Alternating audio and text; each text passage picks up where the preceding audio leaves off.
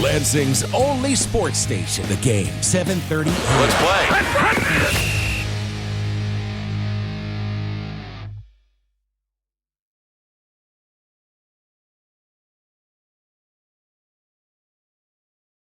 A Friday night tradition continues on the only sports station in Lansing with Brock Holmbush. Thank you, Nathan Vandenberg. Good evening and welcome to the 9th and final week of the regular season in high school football.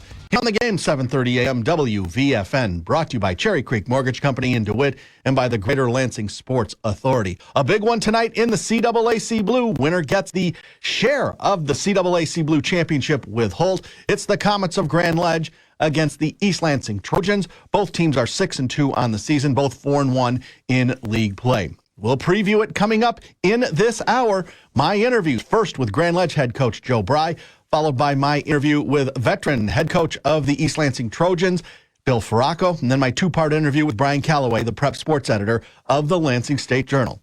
And then Eric Doc Love will join me from Lynn C. Adams Stadium for the broadcast of Grand Ledge at East Lansing. But now it's time for This Week in High School Sports, another edition thereof with John Ross.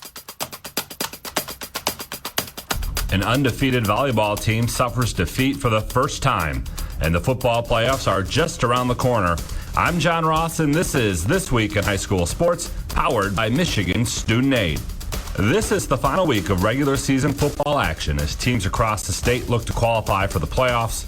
Sunday, October 23rd is Selection Sunday, when teams will learn their fate.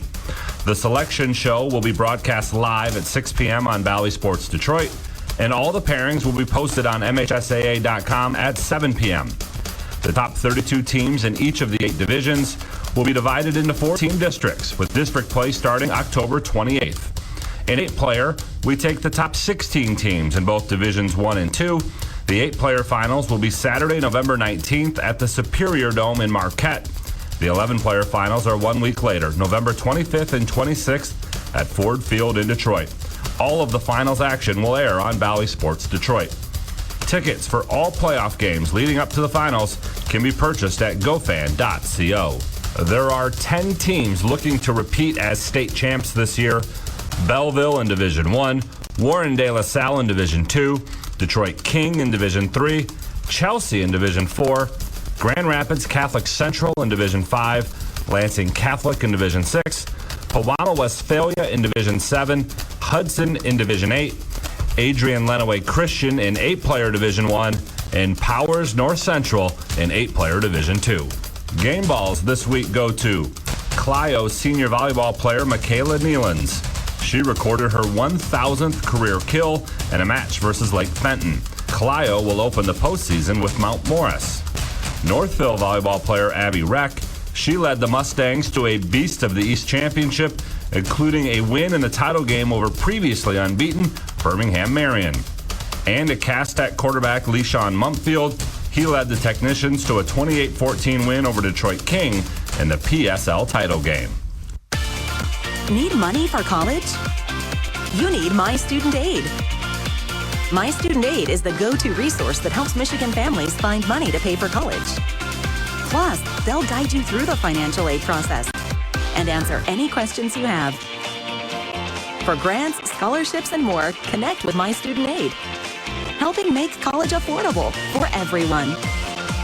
Learn more at michigan.gov/MIStudentAid.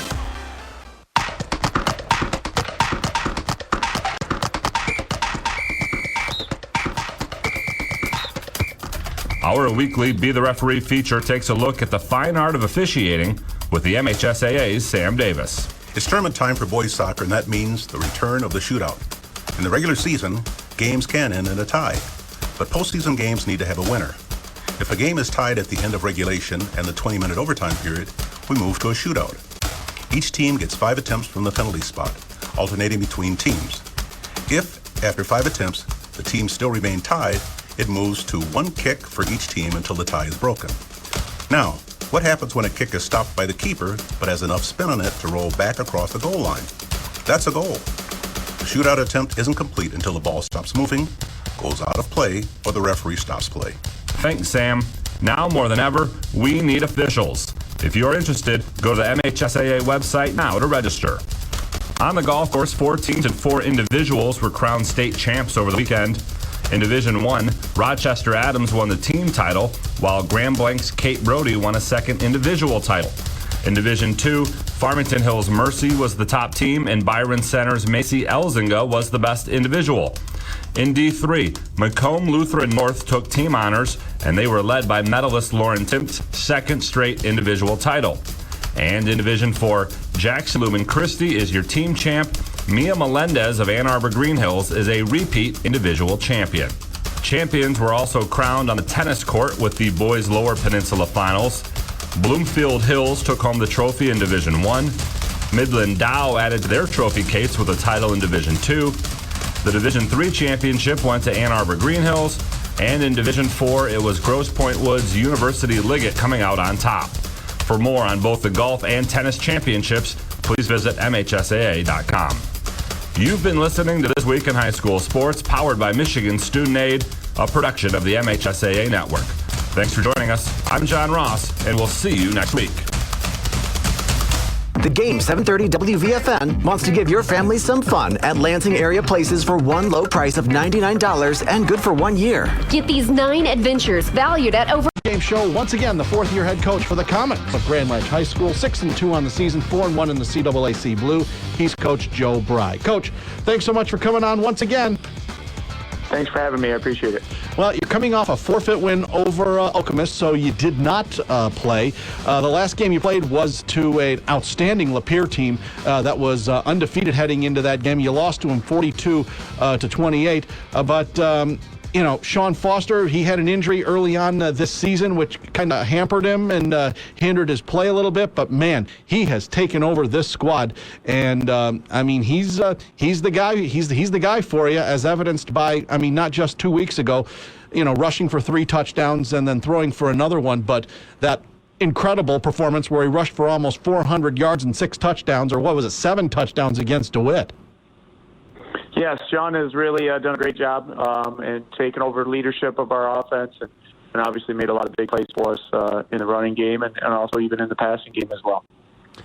Yeah, definitely. Have you ever seen anything like that performance a few weeks ago against DeWitt? 396 yards and 7 touchdowns. Unreal.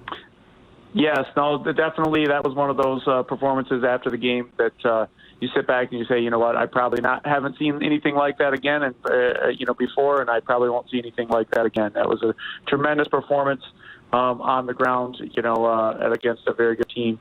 Just an outstanding job by Sean. He really willed us to victory. Well, what was the difference 2 weeks ago against Lapeer? You knew Lapeer was going to be outstanding. They were undefeated at the time, and they ended up beating you 42-28. What did you take out of that game? And I guess Sean Foster threw a couple of threw a touchdown, but threw a couple of interceptions. What was the difference in this game? You know, I think the difference was exactly what you just mentioned. We did not do as good of a job of winning the turnover margin.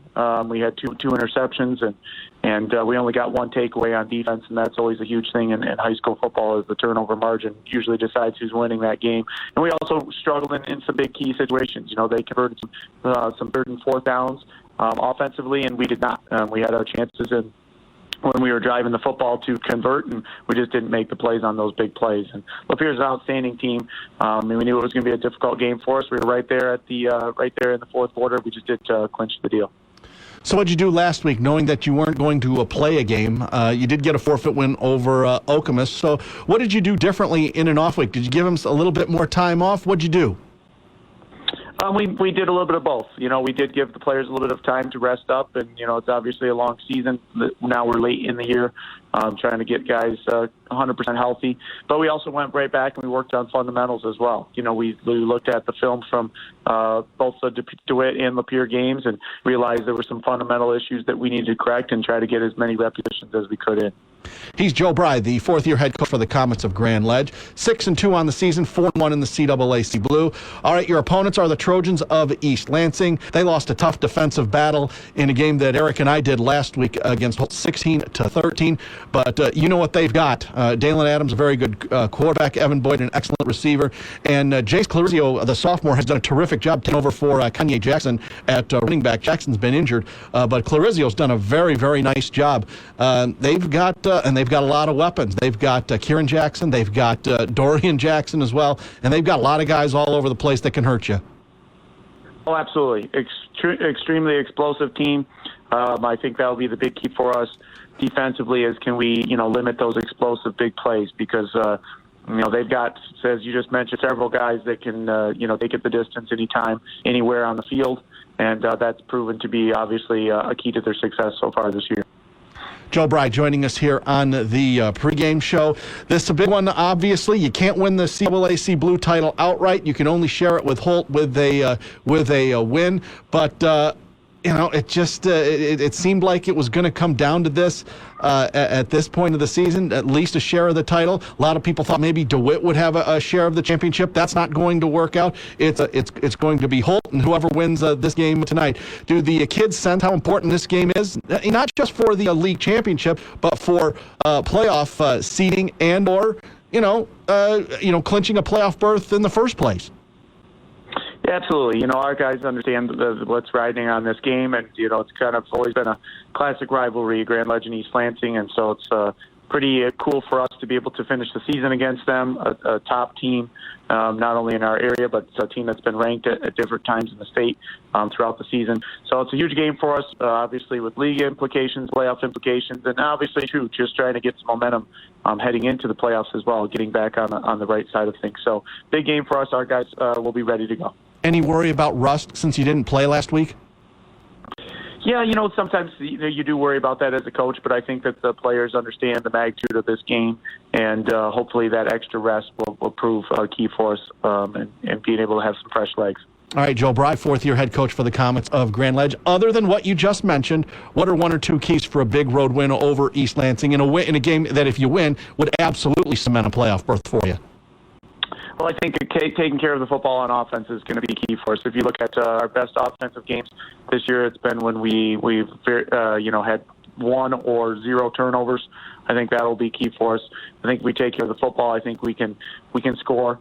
And then obviously the kicking game, the special teams game is going to be huge for us as well. East Lansing not only explosive on offense, but they've got some very fast returners, both in the punt return and kickoff return game. So I think special teams will be key as well, making sure that we're giving ourselves a chance to have good field position by covering kicks well. And then finally, obviously, too, in a big game where there's a lot of emotion going on, I think being able to limit penalties will be huge as well. Sometimes when kids are out there excited, and it's a big game planned for a share of the championship, that's when you see the false starts and the offsides and that type of thing. It's just kind of nervous energy. So we really worked on with our kids, focusing on the task at hand and making sure that we're trying to limit those penalties as much as we can. I think games like this the reason why you coach.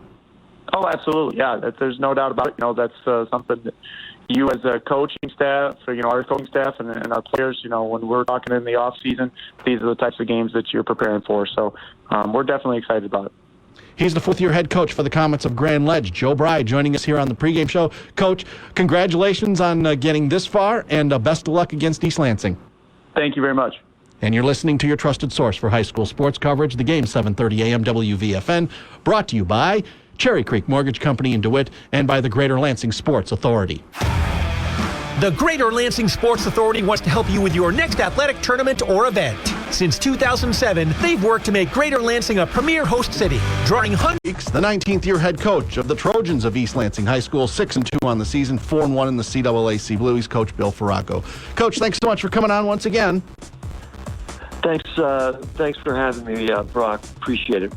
Coach, what's the mood of the team like after last Friday's really difficult loss to a very good Holt team on the road? That was an intense, emotional, high-effort game, and it didn't come out your way. How have the guys responded to that?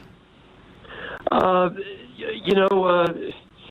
little bit forlorn on Saturday morning when we met, but they rebounded pretty well, and we've had I would say a quality week of practice, and they've been attentive to the things that we've been practicing, and pretty sure they're very, very aware of the ramifications here. Yeah. Even though you didn't clinch a share of the league title with a win last week, you still have a chance to do that this week. Let's. I know we talked last week about Dalen Adams and Jace Clarizio quite a bit, but Clarizio has just been outstanding. I'm just so impressed with him.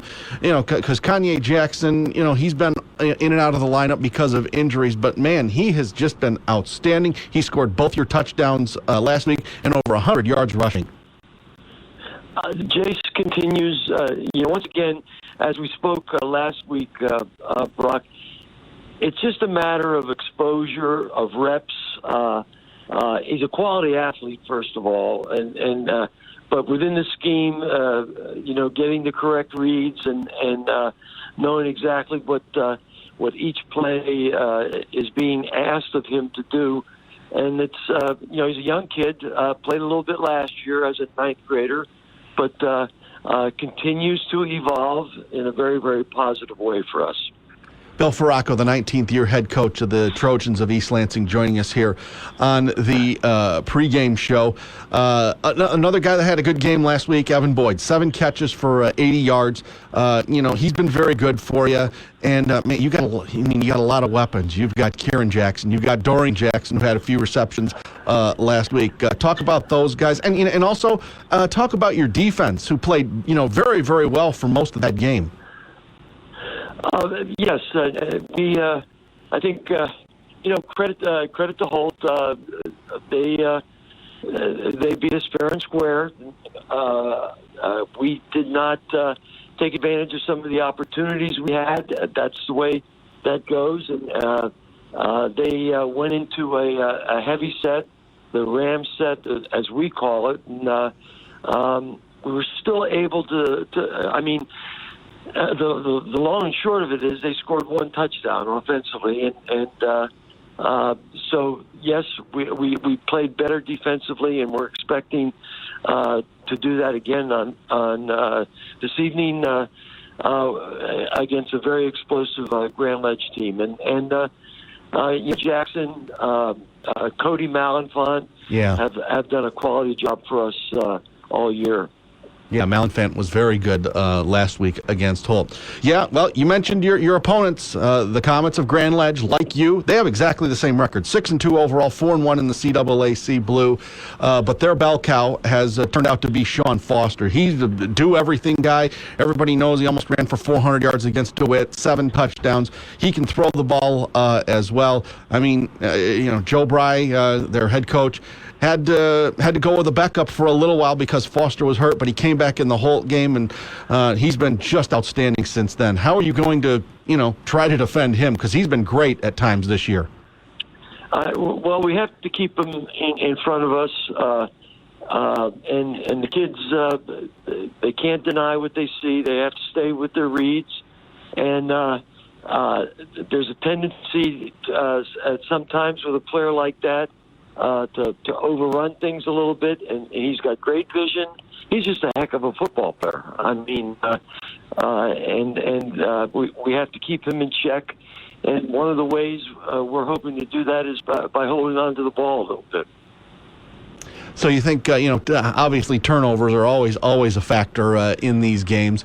That's something you've really been working on this week, especially with the bad weather that we've had this week? Well, yeah.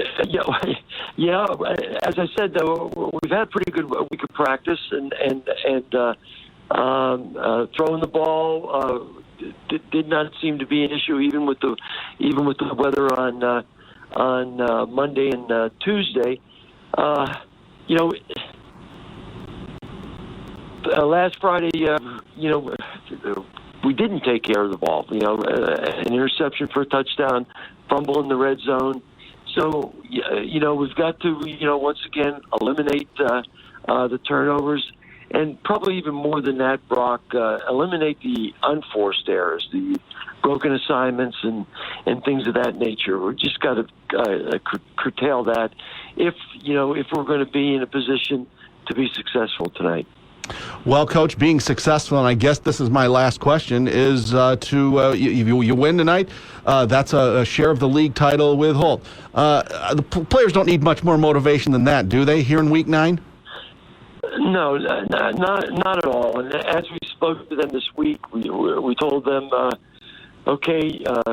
last night, this is we're guaranteed 5 practices, 2 games, and there's a certain finality to all this, and don't let it surprise you. So you want to fear the finality and do whatever you can to extend the season. And they're young, they're kids, teenagers, but they understand the importance of what's going to happen tonight. Other than what you've just mentioned, what are 1 or 2 other keys for a big home win tonight and a share of the league title over a very good Grand Ledge team? I think that, once again, we have to take care of the football. We have to defend well. And I think one thing that we didn't get last week, and credit holds for that, are the explosives that we need. And we need about 10 to 12 of those. Runs over 12 yards and passes over 16 yards and then maybe even have them extend even longer yardage-wise and be able to do those 3 things. And I think that we'll be in position to be successful. We have to execute, and we're looking forward to the challenge. He's the 19th-year head coach for the Trojans of East Lansing High School. He's Coach Bill Faracco. Coach, thanks so much for coming on. Best of luck against Grand Ledge. Brock, thank you for having me and the program on, and appreciate it very much. And you're listening to your trusted source for high school sport coverage, the game 7:30 a.m. WVFN, brought to you by Cherry Creek Mortgage Company in DeWitt and by the Greater Lansing Sports Authority. Cherry Creek Mortgage Company prides itself on quick and accurate pre-qualifications, common sense underwriting, and superior customer service. We've been servicing the capital area for over a decade. We have the experience, knowledge, and network. In week number 8, including the game we were at Holt High School, tremendous defensive effort by both teams, really. But Holt coach Chad Folk made a change offensively. He took out his starting quarterback, Seneca Moore, changed his offense completely, and it led to a touchdown, and it led to the winning touchdown in the 4th quarter, and a big 16-13 win behind backup quarterback Isaiah Foster. That switch was big for Holt. I mean, they were struggling offensively. I mean, the only points in the first half had come on a pick 6 touchdown by Charles Thompson as well too. So, right. And they really weren't really doing much offensively. And he decided to just pull off the switch, and Isaiah Foster delivered. With more of the rushing attack and option attack, and they really rode his legs to that win. And he made a lot of good decisions, and then obviously what they were able to do defensively as well too. Getting a stop there late in the game, and just really, slowing down the East Lansing team that, has some explosive players when you look at the likes of Evan Boyd and Dorian Jackson, and even the sophomore Jace Clarizio, who has been filling in for Kanye Jackson as well too. So what Holt was able to do was very impressive in being able to, claim the CAAC Blue championship. Was a big win for them. Tremendous defensive effort, like you said. All right, moving on to Hazlitt and Waverly. Hazlitt won easily, 42-6. That pretty much cements a bid to the playoffs for Hazlitt. Waverly now tenuous at 4-4. Tough loss for them. They got off to a great start, but have really struggled recently. Yeah, they have struggled recently, and the schedule that they've had in the back half of the season. I mean, when you look at the teams they've had, they had Hazlitt. I mean, had East Lansing and Holt and some of those other teams in the back half of the season, and those are some very good teams right there that they've been up against. And obviously, they have DeWitt this week as well too. But yeah, I mean, they are a team that's going to be maybe sitting on the edge as maybe a playoff team, maybe not. We'll see kind of how the chips fall, after all the games are played this week. And we'll talk about that more coming up in the next segment. Big win for Lansing Catholic, winning at 3-4 Fowlerville, 41-14. Even though that's a 3-5 record now with a win, it still keeps them alive with a point total, given the opposition that they've played. Yes, it does. And, Lansing Catholic is obviously a team, too, a Division VI team. And, in their league, they play a lot of schools that are bigger than them as well, too, which, can help them from a playoff point perspective. But that was huge for them to, obviously keep their playoff hopes alive. And they're a team that finds themselves in the field as of right now, and could help their cause obviously if they're able to win this week. Big one at Williamston High School. Williamston got revenge on Olivet, who beat them twice last year, once in the regular season and then once again in the playoffs in overtime. Huge win confidence-wise for Williamston after a tough loss a couple of weeks ago to Hazlitt. No, that was big for them to be able to win a tight game like that, against a program like Olivet. And like you said, we lost twice to them last year, and those are games that they feel like that they should have won a year ago, and they were able to get their revenge this year. And Alex Petersburg has done a heck of a job for them at quarterback, and also he made a pretty big defensive play in that game as well too, and he's really been a strong leader for that program. Brian Calloway, prep sports editor of the Lansing State Journal, joining us here on the pregame show. Huge win for Charlotte, going on the road and beating an undefeated Flint Hamady squad 44-34. We know Charlotte's going to be in the playoffs. That has to give them huge confidence, knowing that they can go on the road and beat quality teams like Flint Hamady. Yeah, outside of Olivet, that you kind of look at the win like that. I mean, that's probably one of their other best wins of the season there. So to go on the road and beat a team like Flint Hamady that was receiving votes in Division 5 and had been playing well, I mean, that's got to be a confidence boost as they head into the playoffs. Langsburg stays alive for a playoff berth. They beat Perry at home 34-14. I know Ty Randall's had a heck of a year for Coach Brian Borgman. Conversely to Lansing Catholic, where they've played a tough schedule and don't have the greatest record, Langsburg has a very good record, but because they play smaller schools in the CMAC, they're right on the edge of possibly not getting in. There's a possibility they might not get in, even if they win this week at 7-2. Yeah, that is a possibility. And it's kind of crazy to think that, they could be 7-2 and not get into the field with the season that they've had. But, it is, they're right now, they're one of the final teams in the playoff field along with Lansing Catholic as well, too. So, I mean, it's going to be interesting to kind of watch, the final spots in Division 6. Because, another team that's in that category as well is Stockbridge in the same division that has a winning record and is currently on the outside of the field looking in as well, too. So, and these are things that are going to be interesting to watch.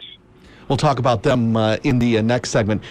In the CMAC, PW and Fowler clinch shares of the league title with Langsburg with big victories there. Just your thoughts on them before they get in the playoffs. We know Fowler's going to be in Division 8. A little bit more tenuous for PW, but they're probably going to get in as well. Your thoughts on them, and as well as Bath. Tough loss for them to PW. They're now at 5-3. Well, Puamo Australia as a team, it looks like that, they're kind of putting things together. Dylan May, it seems like he's settled into that starting quarterback role for them, and he's had a couple of nice games for them, and that was a pretty impressive performance that they had to beat a team like Bath, the way that they did last week as well too. So that's got to be a point of confidence for them as they go into the playoffs for sure. And then, like you said, Fowler, I mean, they're a team that's been strong all season. I mean, they really set the tone early by getting that win over Carson City Crystal in opening week, and it's really been a lot of success since then. I mean, they've had some tight games. You look at the game that they pulled off over Puamo Westphalia. I mean, they even had a tight game against Dansville as well too, and then obviously they had a game where Langsburg was able to get them as well too. But no, I think both of these teams are looking good as we get ready to head into the postseason here. And an 8-man football, Morris, big win at Portland St. Patrick, and Fulton, another team that's right on the edge. Winning at Weberville last week, 60-20. Fulton, the team that probably needs another win to get themselves in, don't you think? Yeah, I mean, they're in right now, 15 in the 15th spot, but the top 16 gets in, and they have a big game this week against Morris. So, but yeah, I mean, I think, kind of for the looks of things, that they likely would need to get a win in order to get themselves into the postseason.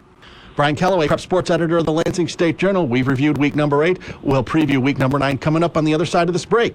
On the Game, 7:30 a.m., WVFN, your trusted source for high school sports coverage. The Game, 7:30 a.m. This day in sports history. October 21st, 1998. The New York Yankees won the World Series, sweeping the San Diego Padres to win their second title in 3 years and 24th all-time. 1979, the Browns' Ozzie Newsome begins his streak of 150 consecutive games with a reception. And in 1980, the Philadelphia Phillies won their first World Series championship in their 98-year history. Lansing's only sports station, The Game, 7:30 a.m. Prescription products require an online consultation with a healthcare provider who will determine if a prescription is appropriate. Restrictions apply. See website for full details and important safety information. Subscription required. Refund available for 60 days after purchase. Hey guys, did you know there's some big games coming up? Holt taking on Holt 5-3, taking on Ann Arbor Huron 5-3. If Holt wins this game, they're going to lock themselves in Division 1.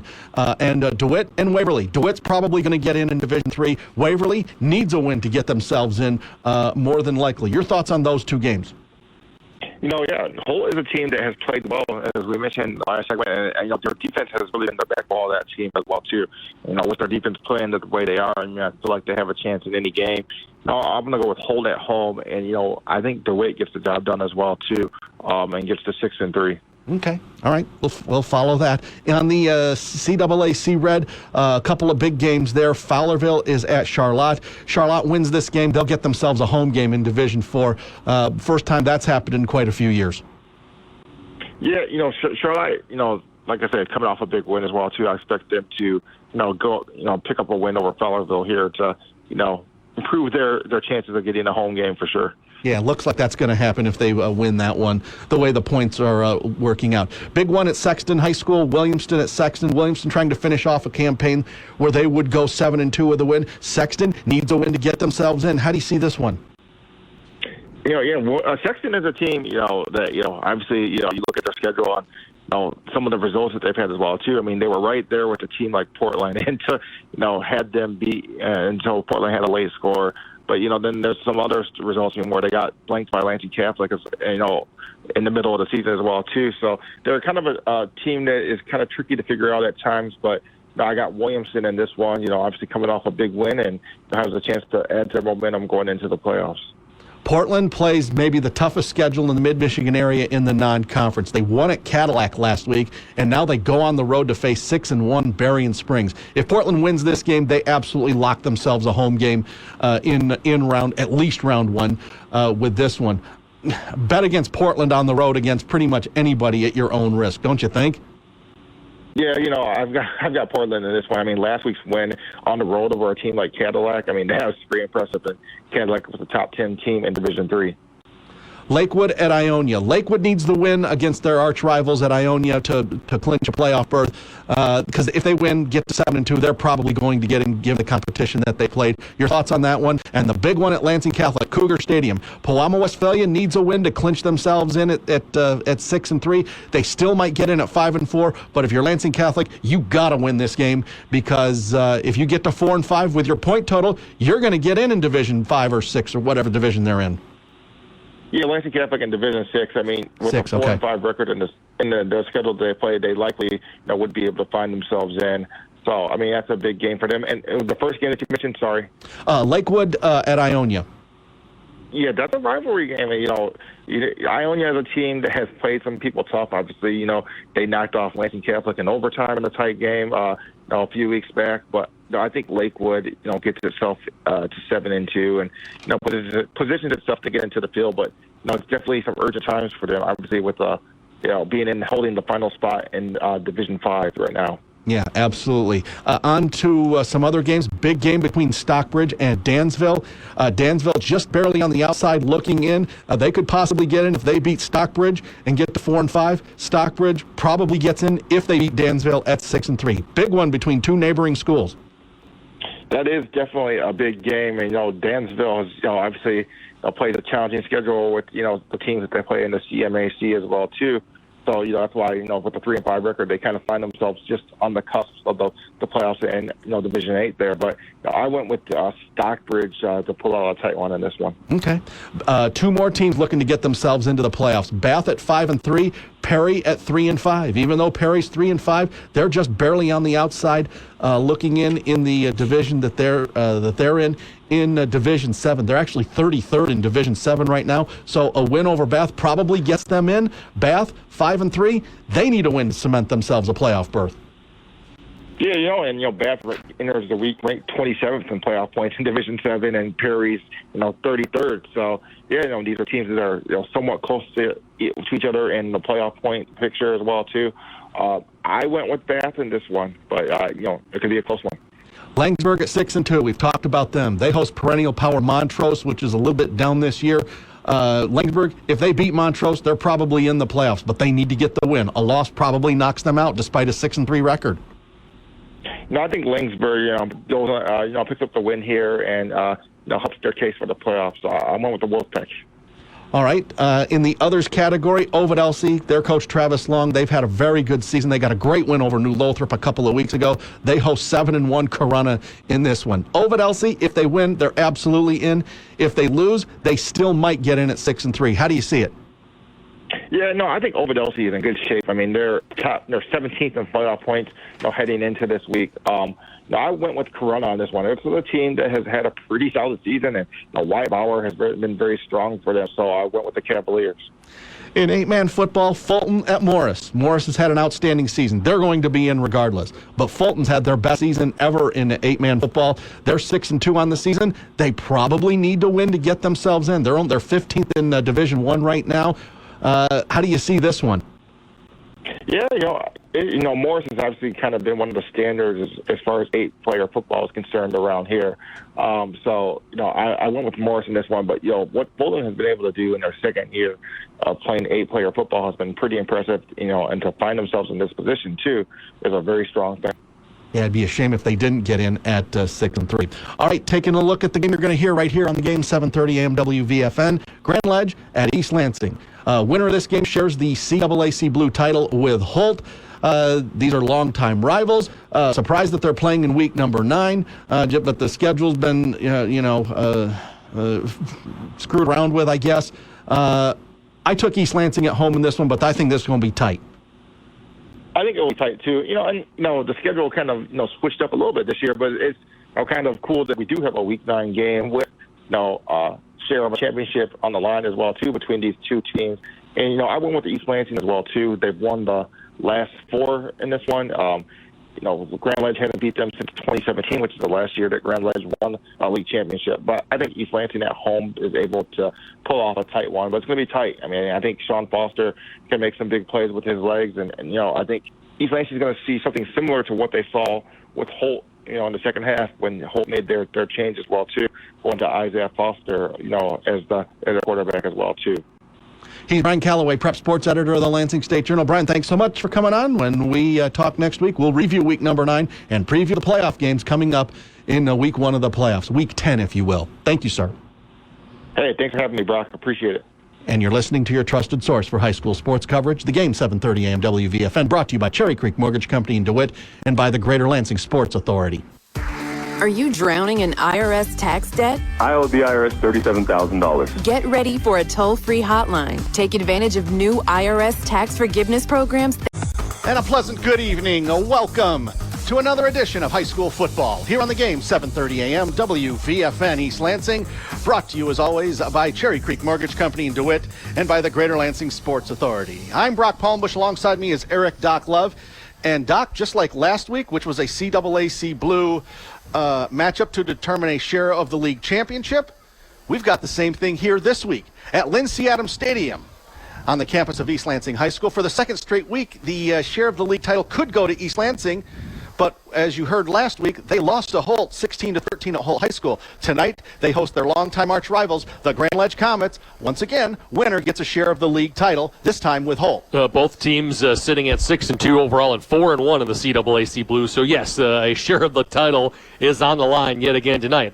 Holt stepped up. They won a part of theirs last week, and now one of these teams, either the Comets or the Trojans, get an opportunity. Grand Ledge did not play a game last week. They got a win via forfeit because of the Okemos season and the Wolves not playing the rest of this year. Grand Ledge, however, did play 2 weeks ago against an outstanding Lapeer squad, lost to him 42-28 at Grand Ledge. Sean Foster, since he took over as a quarterback in week number 3, he has been outstanding. He was very good last week, 3 rushing touchdowns, 174 yards rushing. Did throw 2 interceptions. That did factor in the loss there, but their offense goes through Sean Foster. Simple as that. Absolutely. In his last 2 games that they played, and that loss to Lapeer and that crazy win versus DeWitt, 56-49, he's accounted for nearly 700 total yards and 11 touchdowns in those ball games. Yeah, that's over 2 games, folks. That's 2 games, yes. He has almost 700 yards and 11 total touchdowns, and he really makes this team go on offense. If Sean Foster plays well, Grand Ledge plays well overall offensively.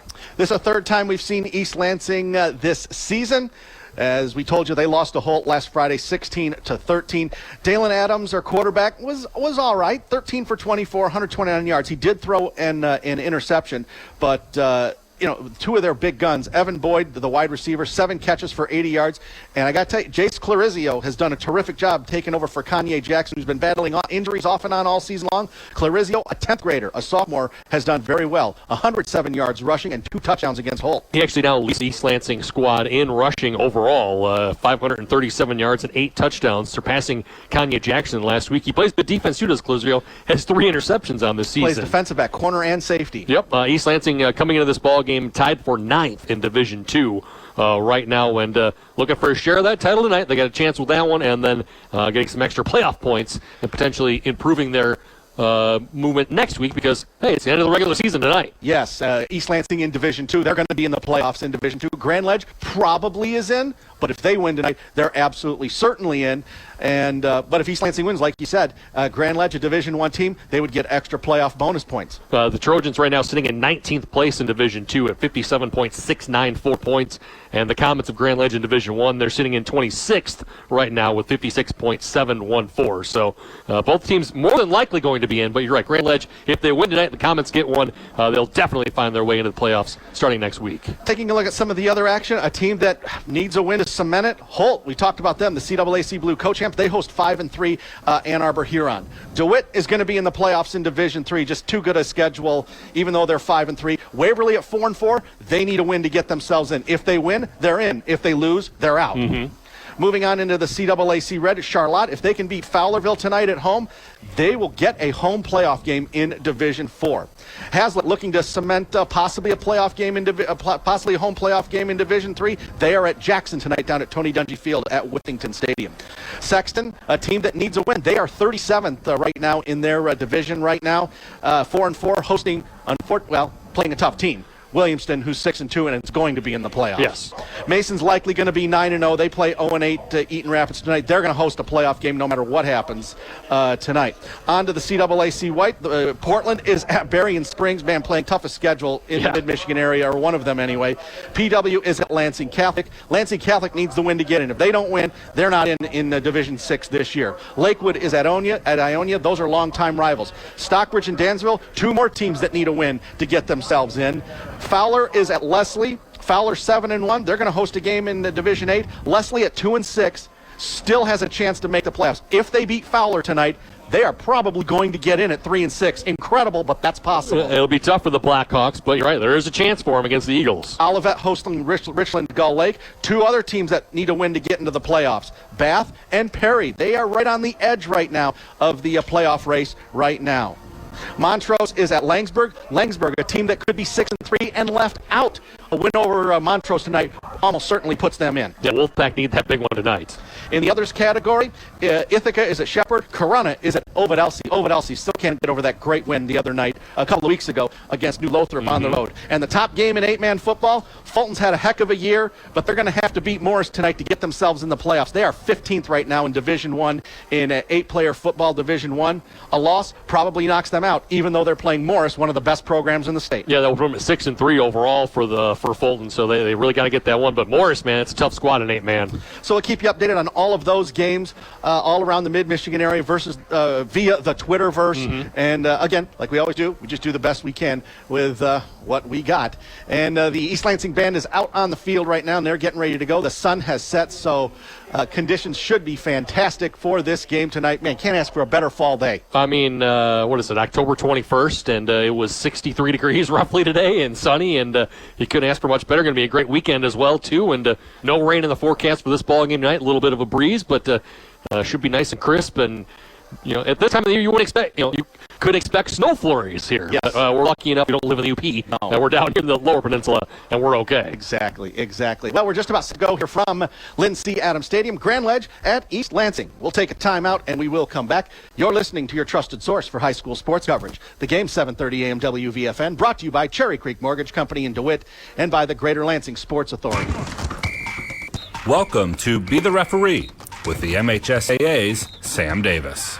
In volleyball, a rules modification that came about during COVID has been instated as a permanent change with overwhelming support from coaches and officials. Previously, teams would switch sides after each set, sometimes creating a traffic jam as players and coaches move benches from side to side. Unless there's a clear competitive advantage, there's no switching now. Coaches like having a dedicated home bench and the improved pace of the match. Things that would necessitate team switching would be less serving room on one end of the court, a window on one side with the sun shining in, or an overhead obstruction on one end. It's up to the official to determine if an advantage exists and if teams will switch at the end of each set, or stay at the same side for the entirety of the match. Thanks, Sam. You can be a referee. Go online now to register at MHSAA.com. Be the Referee is a production of the MHSAA Network. Hi, everybody. I'm Tim Stout. This is Commentary. How about a high five for Michigan State's women's soccer team this fall?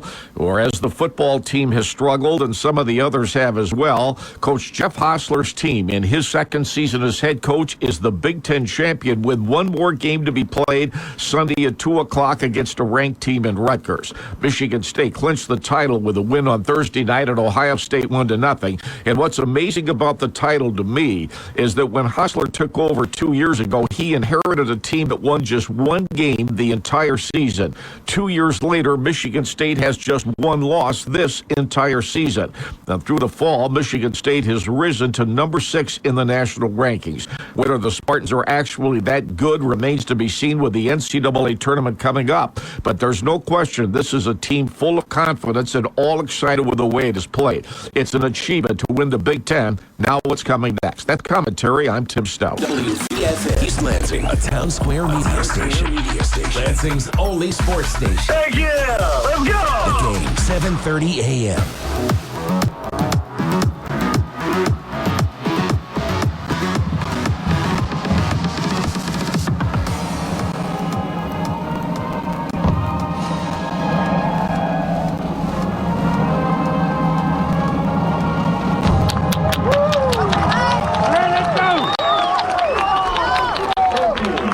Final strands of the Star-Spangled Banner being played here at, I almost said Little Caesars Arena. No, not quite. It's Lindsey Adams Stadium. Well, you can see kind of the alliteration there a little bit. But yes, we are here for this big CAAC Blue matchup. Week number 9 of the high school football season, the 9th and final week of the regular season. Next week, it'll be playoff time, and we will have a game next Friday night. We just don't know where, who, and where. We know when. It'll be next Friday night. Yes. But who and where? It's as simple as that. Both teams that won't be determined until this weekend. Yes, Sunday, 6 o'clock? Yes. I almost said Fox Sports Detroit. See, Bally Sports Detroit. They'll have all the brackets and everything. And the dates and times will be announced on Monday by 12 noon. That's what it generally is. And obviously, we cannot make any kind of a decision until Monday afternoon at the earliest. Yep. So we'll make we will converse on Monday afternoon as soon as I'm done with the Stout on Sports radio show, and we'll talk about potential games. It could be a very easy decision or a tough decision. We just don't know. I'm sure that you'll tell everybody Tuesday morning on Stout on Sports. Oh, absolutely. That's an absolute given. That's an absolute given. Grand Ledge won the toss, elected to defer to the second half. So East Lansing will get the ball to start this game. I don't think so. Oh, did East Lansing win the toss and defer? I think that's how it worked out. Okay. Well, I wrote it down wrong. Yeah, I did. Oh, well. That's fine. Mitchell Roberts is going to kick off for East Lansing, going from right to left across your radio. Who's back there for GL? Looks like 7 and 8. That would be Evan Selby and Sean Foster. So here we go. East Lansing in their home navy blue uniforms with white numerals with Penn State style helmets, white helmets with the dark blue stripe right down the middle. The kick is high and short, and it's taken there at the 26-yard line. It was dove on by I'm trying to see the number here. Number 5 for Grand Ledge. That would be number 5, Noah McCartney, who had to fall on it before East Lansing bore down on him and recovered the ball, because that's a live ball. Yeah, it was. It was kind of pooch punted all the way up, if you want to call it punt, but it was a pooch kick up in the middle of the air, and the up back didn't take it, and he had to run up and get it before one of the Trojans ran up underneath it. So Sean Foster lines up at quarterback. He's got two wide receivers to the right. Here's Foster. He's going to run around left end. On 1st and 10 from the 27, he gets to the 28, maybe the 29. Well, they may mark him at the 30-yard line. It'd be a gain of 3. Had an H-back over the left side, had a couple of tight ends out there blocking for him on that design quarterback run to the left. Now, we talk about Sean Foster being quarterback. This is a run-heavy offense with the Comets, Brock. Because Foster more than likely will be running the ball more than he'll be passing the ball. In fact, last week he was 0 for 2 passing, but he still had, or 2 weeks ago I should say, but he still had over 300 yards. 2nd and 7 from the 30. Foster in the pistol formation. It's going to hand off to the running back. Not much there. In fact, nothing. That was Mason Stocker. Mason Stocker, who's the backup quarterback, wearing number 2, taken down by the center of the line for EL. Yeah, one of those 99 Cody Mallon fans. So it's now 3rd and long from their own 30-yard line. 10:56 to go, first quarter. We are scoreless. First possession of the game. Grand Ledge taking their time. Yeah, they don't huddle. They all kind of stand around, look to the sideline, then check their play sheet on their wristband.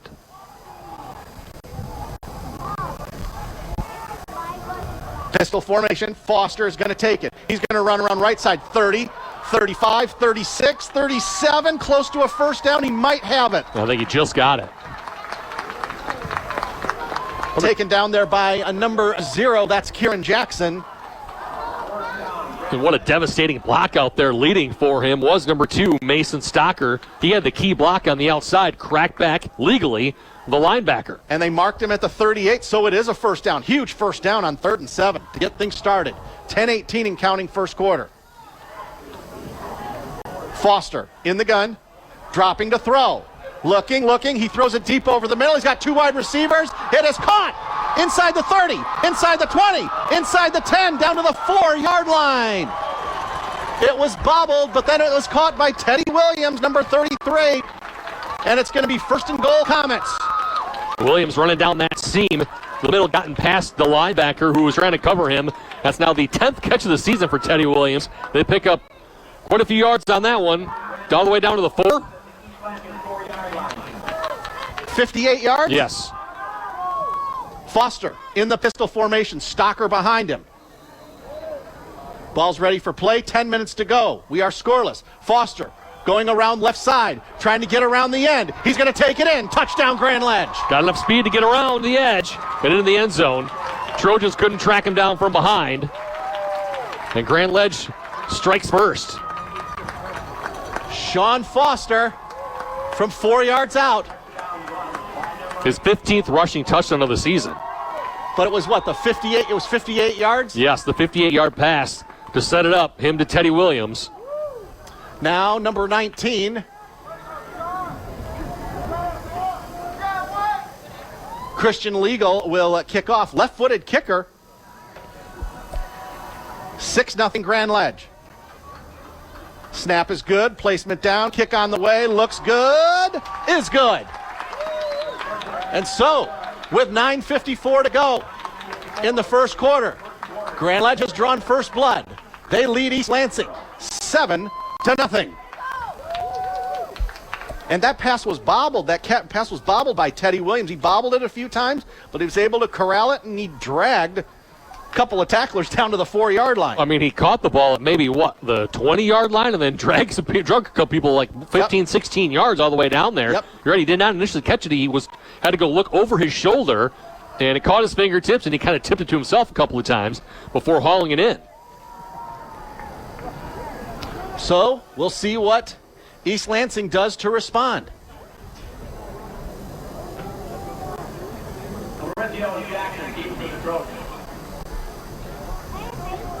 Jace Clarizio, Dorian Jackson back there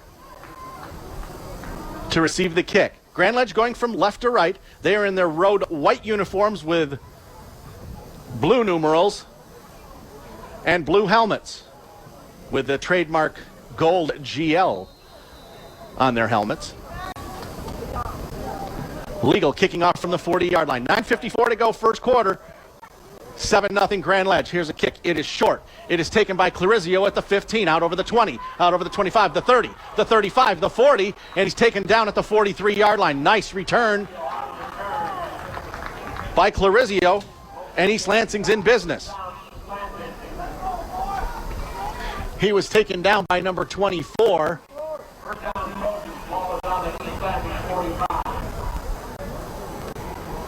Gabe Lopez. Ball at the 45-yard line.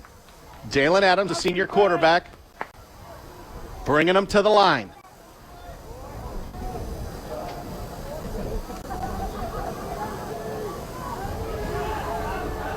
Four wide receivers. No, five wide receivers. Three to the right, two to the left.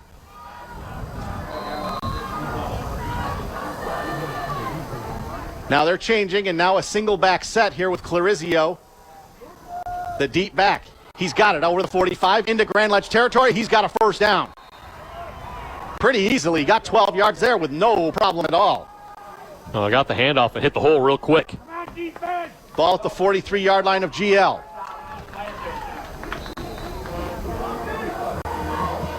And the first person to make contact with him was that third level safety.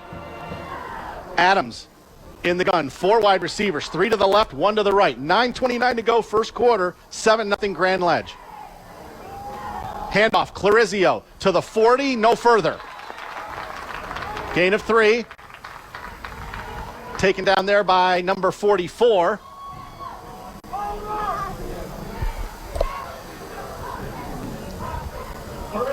That's Ethan Harbin. There we go.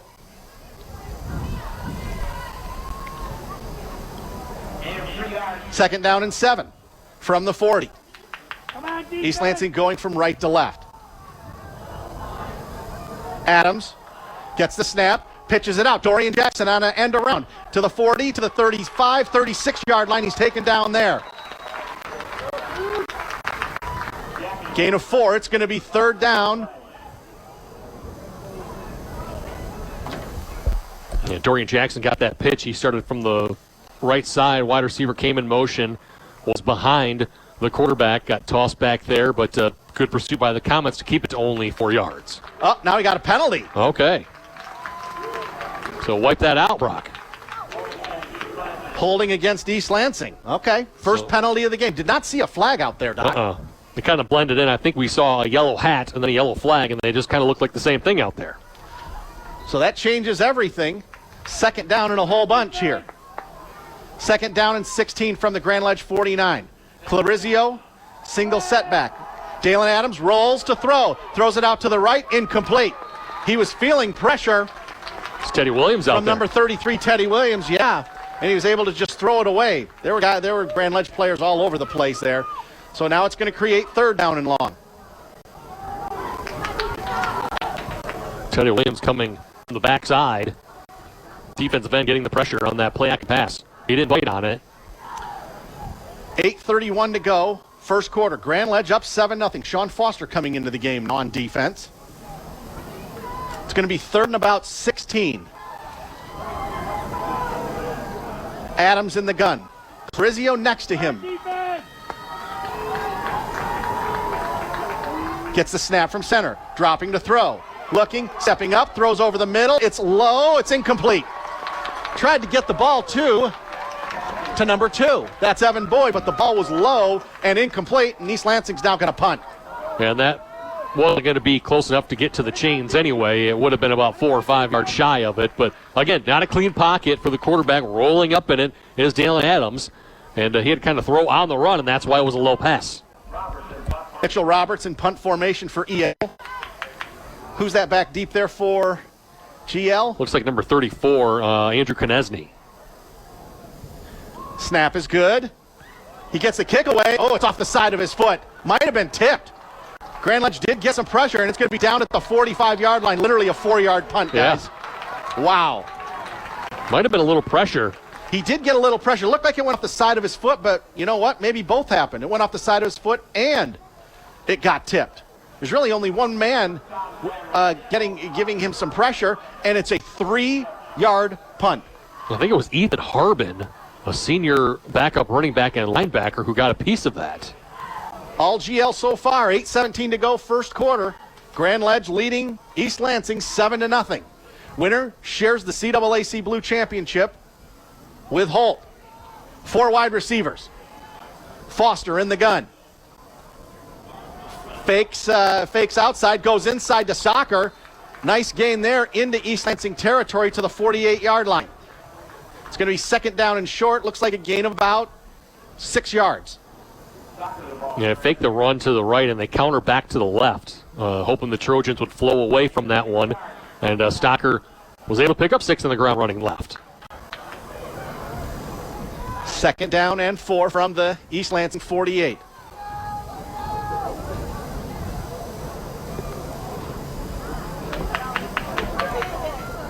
.738 and counting first quarter. Foster in the gun. He's going to run it right. He's got a hole. He's inside the 45. Oh, he juked a man at the 45, and he gets out of bounds at the 39-yard line. He absolutely juked Jalen McFadden out of his shoes, number 9, and he got about 6 yards himself. They're using his speed to the outside. They're getting guys up there. It's Stocker and Teddy Williams, who was the tight end who came in motion. He led block on that outside, and out in space, Sean Foster has been able to make some moves and get away from East Lansing defenders. Down to the 38-yard line of East Lansing, 1st and 10. Foster in the shotgun, Stocker next to him.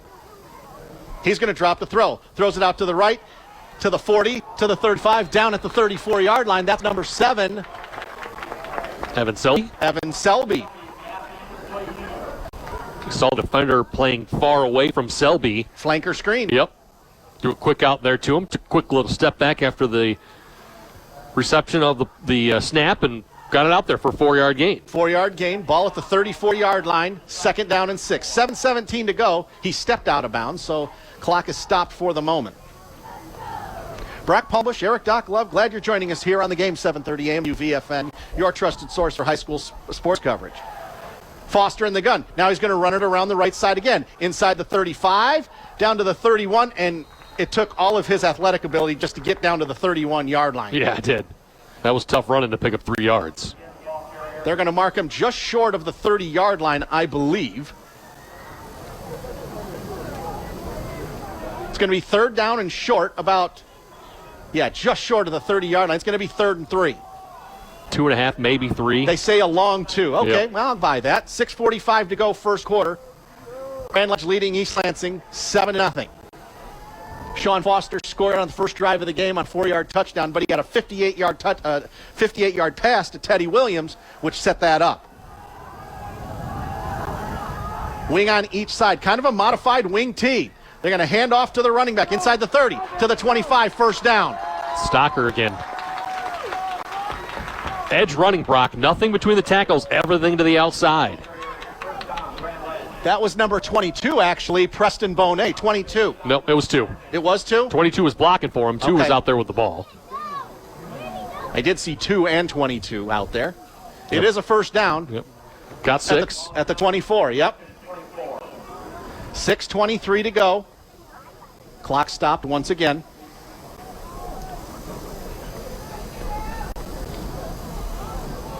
Grand Ledge taking their time.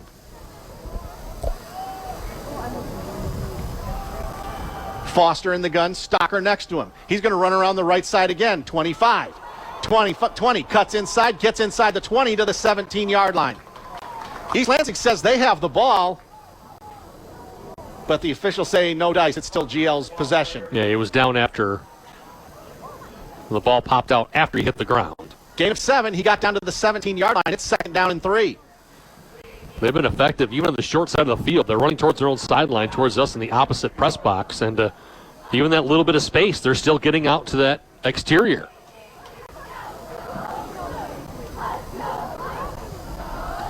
Foster in the gun. Stocker next to him again.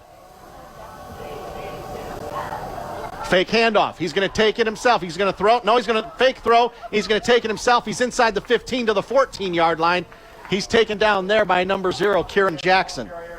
And he's close to another first down. He just did get it, Brock. They just motioned first down.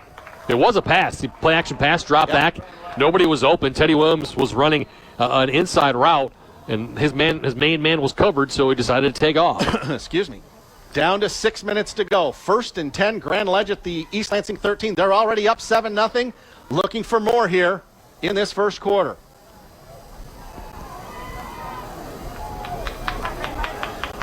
Foster in the gun. Next to him is Stocker. Man in motion. Foster going around the left side. He jukes a man at the 15. Now he's going to go the other side. We got a flag down. He's inside the 10, down to the 5 or 6 yard line, but hold on, this is probably coming back. Yeah, more than likely, because he cut back across the grain. This play was supposed to run left. East Lansing, one of the defenders, got into that running lane for Sean Foster. He bounced it back to the right, but no, holding on Grand Ledge. First penalty of the game for GL. That's going to knock them back.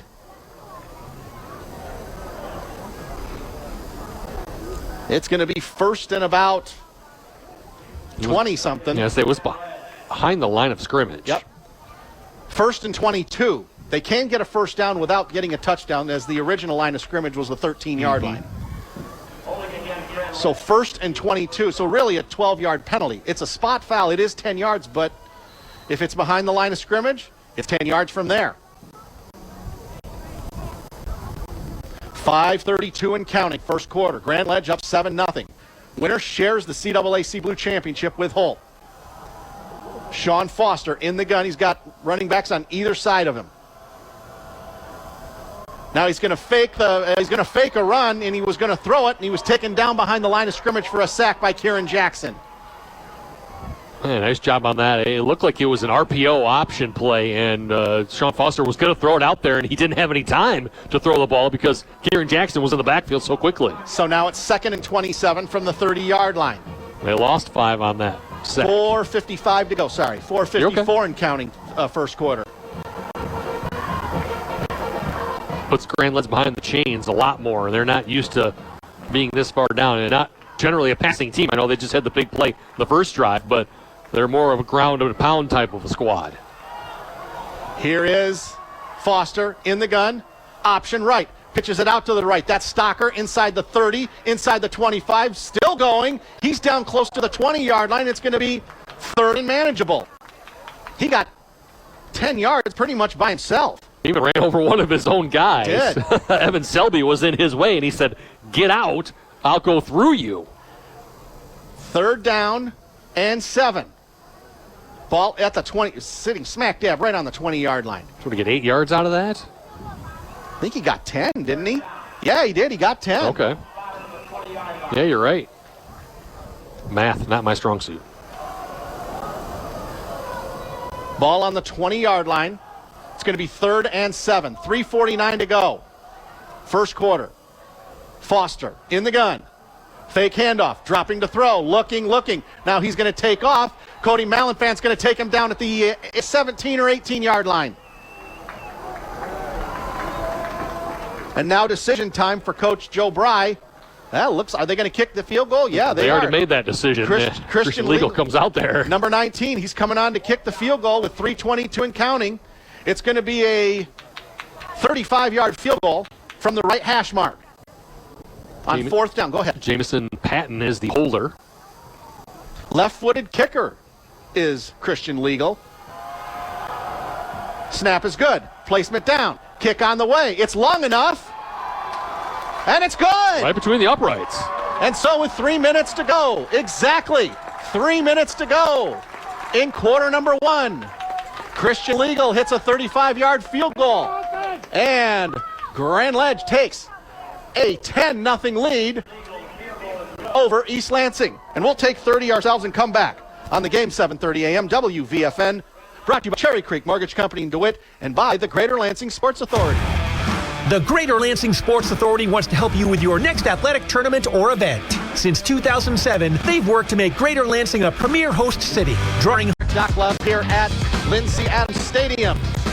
On the campus of East Lansing High School, Grand Ledge out to a great start. They're leading 10-0 over East Lansing. Christian Legal just hit a 35-yard field goal to put him up 10-0, and now he's kicking off.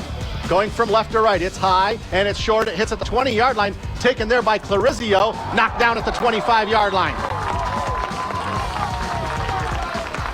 Who was that? That was number 4, wasn't it? I think so. It's Denali Smith. Man.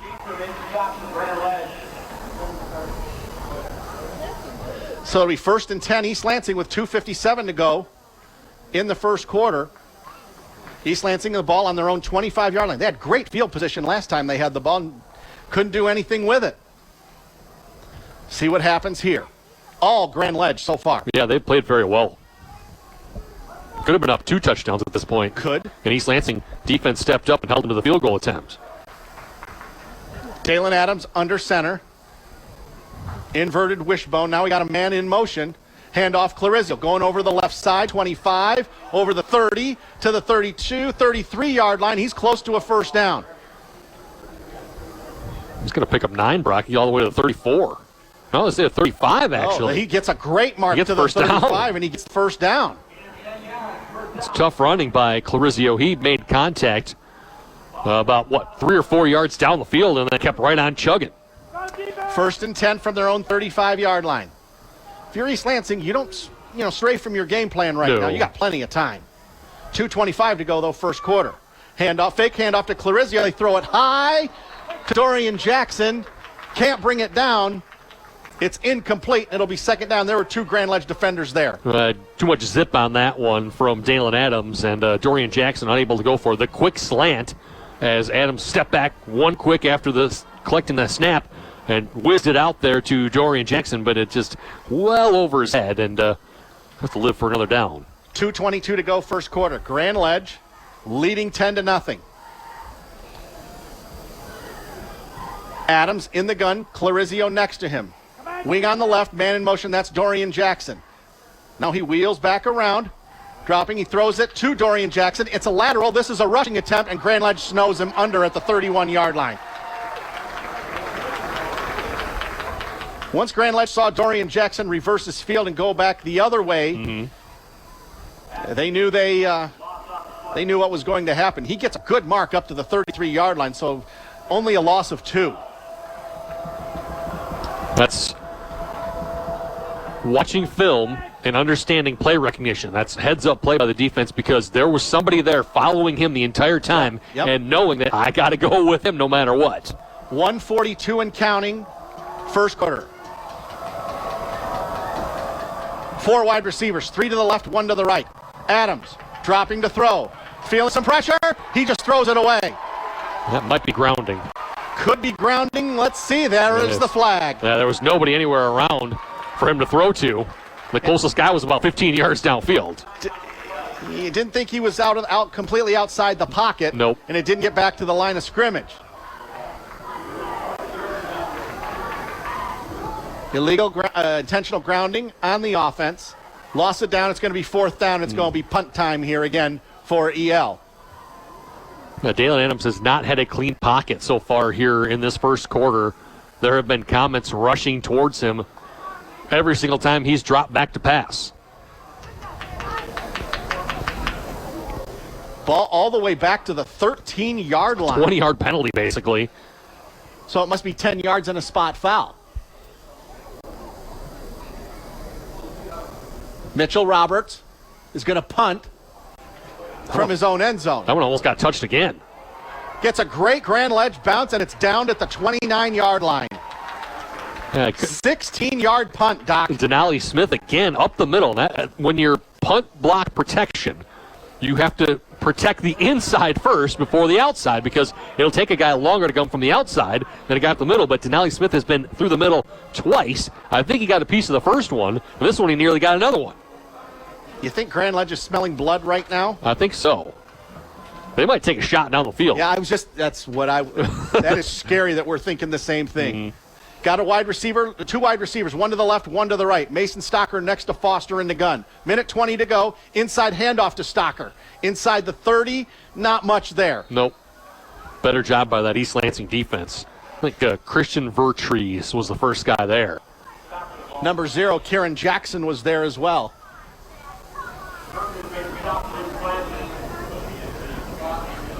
Yeah, about a yard on that, maybe 2. Yeah, maybe. The scoreboard said he lost a yard. No, he got 1 yard on that one. Vertrees, like you said, first one in. 2nd down and 9 from the 28-yard line. 45 seconds to go in the quarter. Grand Ledge up 10-0, looking for more. Foster's going to take it himself. 30, 25, jukes a man inside the 20, first down, close. Well, Ball came out. East Lansing says they have it, but the official says he's down. Again, he dove, hit the ground, then the ball popped out. So it will be a first down, I believe, for Grand Ledge. Yes, it will. At the 18-yard line. 30 seconds to go in the quarter. Let's see if they run another play. They don't have to, as we're inside of 40 seconds. Got 10 yards on that run, by the way. Taking their time. We're under 20 seconds to go. They may just let the clock run out here. Well, they're looking at the sideline, looking back at the scoreboard. Down to 10. Foster's just looking at the scoreboard right now, and that's what they're going to do. That's going to be the end of the first quarter of play. All Grand Ledge after 12 minutes of play. The Comets of Grand Ledge 10. The Trojans of East Lansing nothing. Come on back for the second quarter after this timeout. On the game, 7:30 a.m. WVFN, brought to you by Cherry Creek Mortgage Company in DeWitt and by the Greater Lansing Sports Authority. Cherry Creek Mortgage Company prides itself on quick and accurate pre-qualifications, common sense underwriting, and superior customer service. We've been servicing the capital area for over a decade. We have the experience, knowledge, and network. Rock Palm Bush area Doc Love here at Lindsey Adams Stadium in East Lansing. The homestanding Trojans of EL trailing the visiting Comets of Grand Ledge 10-0 after 12 minutes of play. And to first, Brock, how about this? Lansing Catholic 13, PW nothing. That's a surprising score. Yep.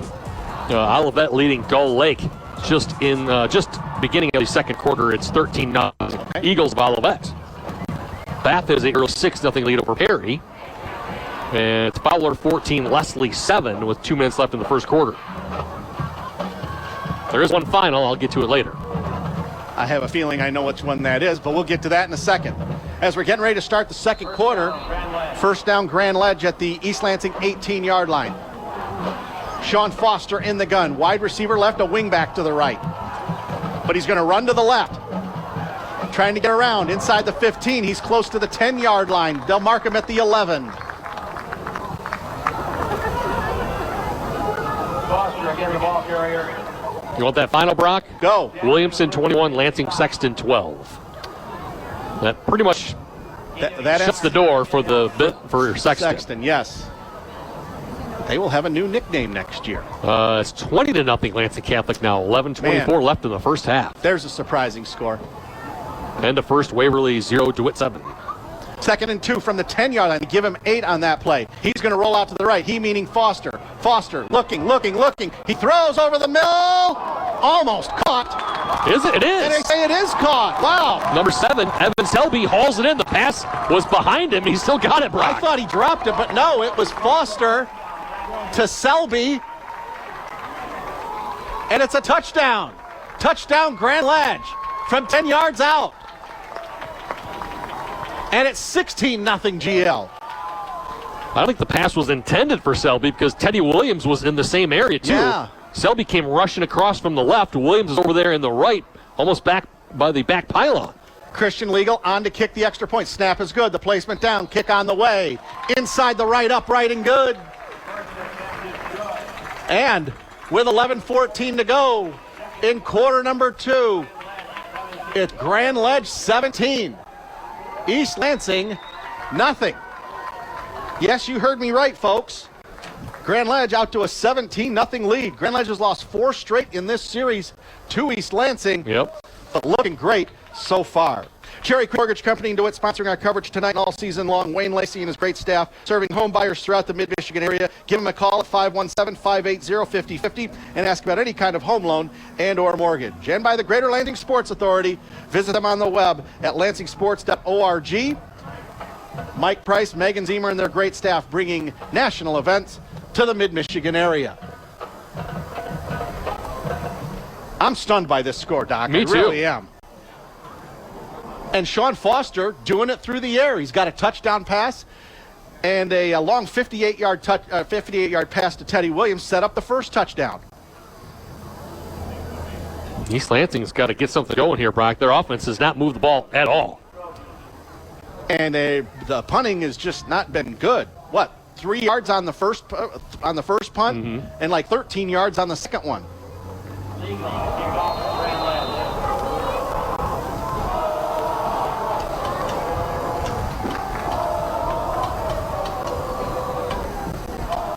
Legal kicking off from the 40. Squib kicks it right up the middle. taken at the 32-yard line by Kieran Jackson, taken down at the 35, maybe the 36. Good coverage by Grand Ledge. Well, the short kick means that their guys running down the field don't have that far to go. They'll mark him down at the 36-yard line. East Lansing still has good field position, and they got to make something happen here offensively. They got to get a touchdown here, honestly. I don't know that you can, the way their defense has been playing, though, in the first half, Brock, they've given up points on all 3 drives. You're not in desperation mode yet, but you're in a bit of a hurry-up all of a sudden. Yeah. Dalen Adams, low snap from center. He throws it out to the right. Almost intercepted. That was almost intercepted by number 9, Jamison Patton, who holds on the field goals and extra points. He was sitting on that route, Brock. He was. Kanye Jackson was the guy running down the field. We haven't seen Kanye too much from East Lansing in the last, we didn't see him at all last week. Nope. And this is one of the few times we've seen him on the field tonight.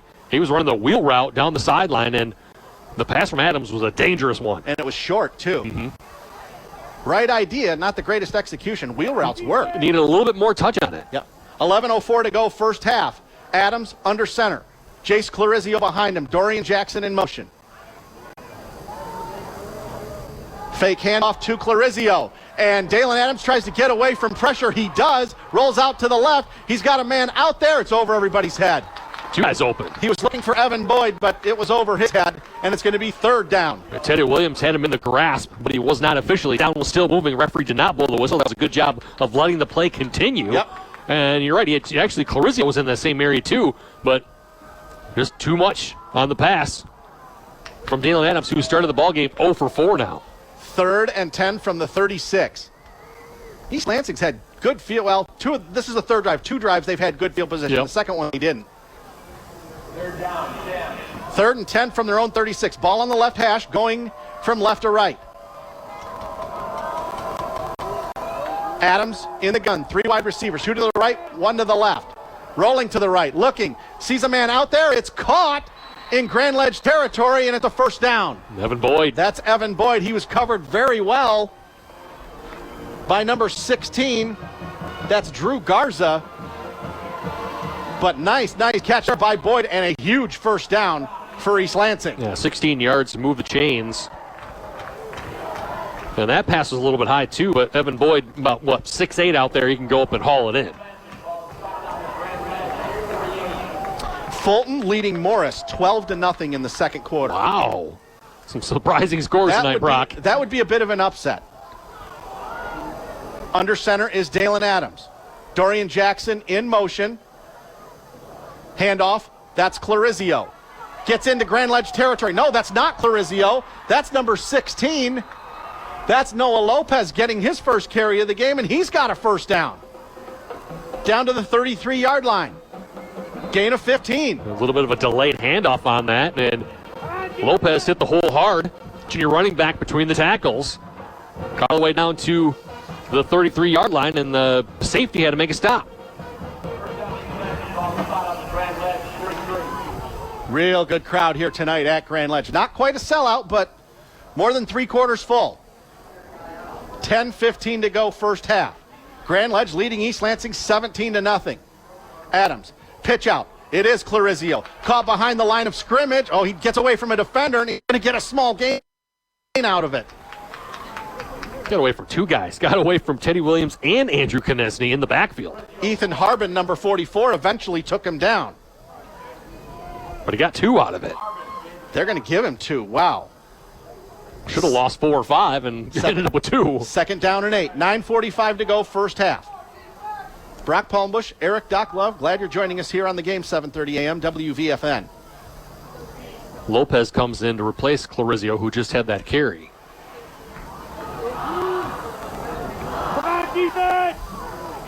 Lopez, single setback. Dorian Jackson in motion. Handoff. Lopez gets inside the 30, breaks a couple of tackles, inside the 25, and a fumble. Nope, that's a helmet, actually. Thought it was a fumble, but no, it was an actual Grand Ledge helmet. Lopez down at the 22-yard line, 22-yard line, and I think he's going to get a 1st down. Yep. It looked like the ball come out, but no, that was a Comet helmet rolling down the field. Evan Selby, his helmet came off. He's got to go off the field for a second. He's going to readjust his helmet. Has to come out for one play. Go ahead. I say 9 yards for Lopez, essentially the third running back. 8:57 to go. Kanye Jackson back in the lineup as the deep setback. Handoff. Jackson inside the 20, inside the 15, inside the 10.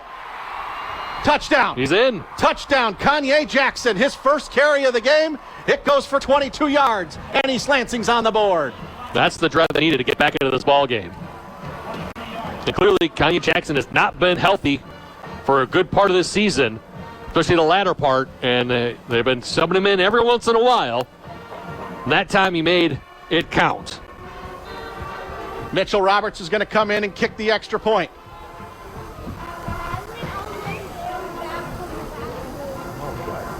Here's the kick. Snap is good. Placement down. Kick on the way. Looks good. Is good. And so with 8:44 to go in quarter number 2, East Lansing is on the board.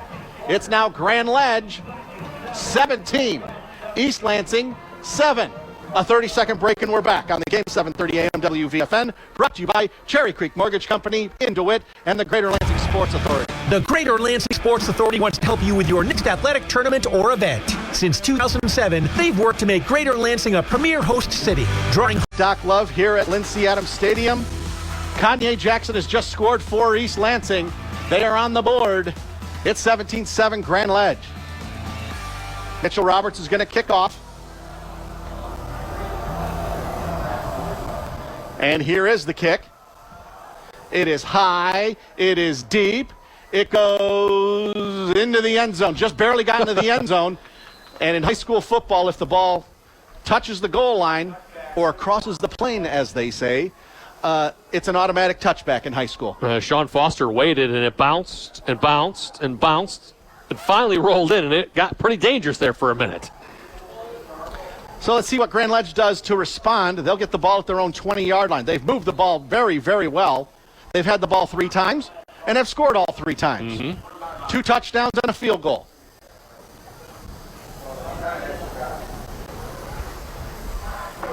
Sean Foster in the gun. That looks like pistol formation. Yeah, they're going to get lined up here. Yeah, he's going to be in the shotgun. Mason Stocker next to him. It's going to hand off to Stocker. Out over the 20 to the 21, taken down by Noah Lopez. Nice tackle by number 16, Lopez. It's going to create second and long, gain of 2. He stepped up into the hole where Stocker was trying to go, and the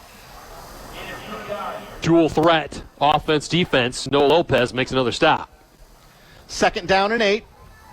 8-18, 8-17 and counting, second quarter. Grand Ledge taking their time.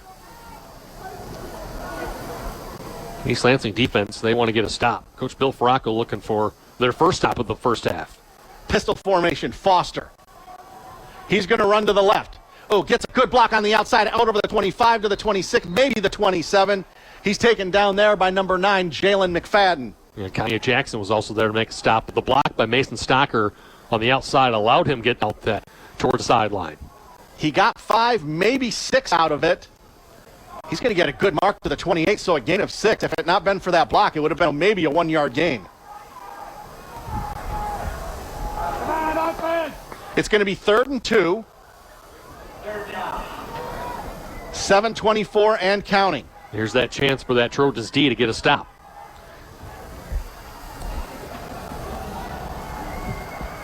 Foster in the shotgun. Trying to draw East Lansing off, doesn't do it. Hands off right side, that's Stocker, and I don't think he got the first down. I think Noah Lopez tracked him down from behind, Brock. Yep. It's going to be 4th and 1 from the 29. It's going to be really about a yard and a half here. And if you're GL, you got to punt here. Yeah, Lopez, the defensive end, the opposite side, tracking down the ball, catching up to Mason Stocker from behind. Grand Ledge might take a timeout. They're thinking of going for it here. Comets are looking at the sideline, and I don't know. You're up 10 right now. I don't think you want to take a chance this deep in your own end zone, do you? Or in your own territory. Coach Joe Bryce standing by the side judge here. I think he's going to call a timeout. That's exactly what he's going to do. He's going to run the play clock down to 5 or under 5 and then call a timeout and decide what to do from here. And I'll take it right now. First timeout taken by Grand Ledge. 6:15 to go in the second quarter. We'll take one ourselves. Come on back for the fourth down play. Grand Ledge over East Lansing 17-7. Here on the game, 7:30 a.m. Cherry Creek Mortgage Company prides itself on quick and accurate pre-qualifications, common sense underwriting, and superior customer service. We've been servicing the capital area for over a decade. We have the experience, knowledge, and network. Back at Lynn C. Adams Stadium, we got a fourth and about 1.5 yards for Grand Ledge on their own 28-yard line. Grand Ledge just took timeout. They have 2 timeouts remaining here in this first half. East Lansing has all 3 of theirs. Brock. Go. 5:32 left in the first half. Lansing Catholic 28, Pewamo Westphalia nothing. Wow. Okay, Cougars want to get into the playoffs, Brock. Not surprised that Catholic's leading, but by that much? Yep. Whoa. And Grand Ledge is going to line up to go for it. Fourth and 1.5 yards from their own. They're inside their own 29-yard line. They're going to try to draw. Nope, they're going to go for it. Here's Foster. He's over the 30. First down. I thought it was a false start, but it was a legal play. You're making that motion of illegal procedure or a false start, but they needed 1.5 yards, and they got 7. The only people that moved were the center and Foster. Wow.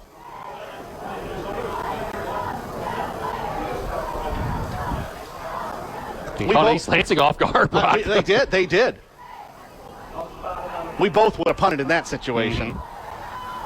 Foster in the shotgun, faking, dropping, throwing it out to the right. It's caught out to the 40, out over the 45. It's going to be a first down. That's number 7. That's Evan Selby who caught the touchdown pass. It's a gain of 12, and it's first down Comets. Yeah, Selby, the receiver on the far side, just stayed there at the line of scrimmage, waited. And Foster looked downfield. Nobody was open. Hit him, and it was all Selby after that. Gain of 13, actually. Ball touching the 48-yard line. So give him 13 on that pass play. Let's give him 1 more yard than I write down. Foster in the shotgun. He's going to roll out to the right, take it himself. He's into East Lansing territory, dives to the 45-yard line. He gets 7, and it's going to be second and short. It's already the 14th carry of the half for Sean Foster. 5:07, 5:06 to go first half. Second and 3.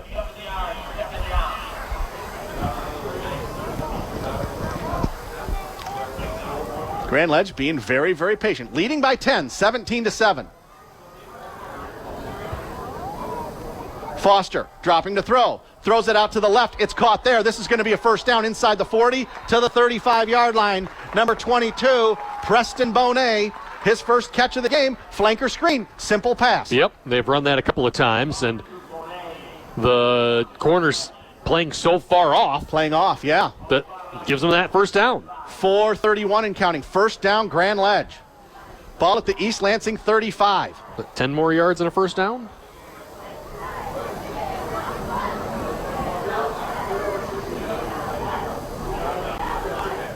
Foster dropping to throw. He's going to throw it deep over the middle. Caught at the 15-yard line. Konechny.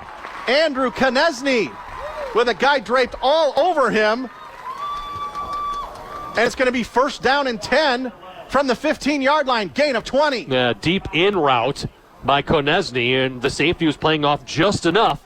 And Foster just throws it in the perfect spot where only Konechny can haul it in. Foster now in the pistol formation for the first time. He's going to roll right. He's going to take it himself. Gets inside the 15, close to the 10. They're going to mark him down right about the 10. Gain of 5. Play was meant to roll right, and he saw all the defenders going that direction. So what does he do? Goes against the grain. Back to the left. Twists away from a defender and gets 5. 3:24 and counting. The scoreboard, there we go. The scoreboard said 2nd and 55. Not quite. No. I think I've maybe seen 2nd and 55 once in my life. 4th and 42, I've seen that before. Yeah. Foster in the gun, rolling left, gets inside the 10. Stutter steps inside the 5. Touchdown, Grand Ledge. Sean Foster, his second touchdown run of the game. And even 10 yards, Brock. And it's 23-7 GL. Some crafty running by Sean Foster. Nice little stutter step, too, to get away from the defender. Stepped away from a guy and dove into the end zone. Christian Legal, who's got a field goal tonight. Left-footed kicker. Here's the snap. Snap is high, gets it down. Kick on the way, good. And so, with 3:03 to go in quarter number 2, Grand Ledge regains the 17-point lead. They lead at 24-7 over East Lansing. One final 30-second break, and we're back on the game, 7:30 a.m. WVFN. The game, 7:30 a.m. This day in sports history. October 21st, 1998. The New York Yankees won the World Series, sweeping the San Diego Padres to win their second title in 3 years and 24th all-time. 1979, the Browns' Ozzie Newsome begins his streak of 150 consecutive games with a reception. And in 1980, the Philadelphia Phillies won their first World Series championship in their 98-year history. Lansing's only sports station. The game, 7:30 a.m. Lansing Sports Station. The game, 7:30 a.m.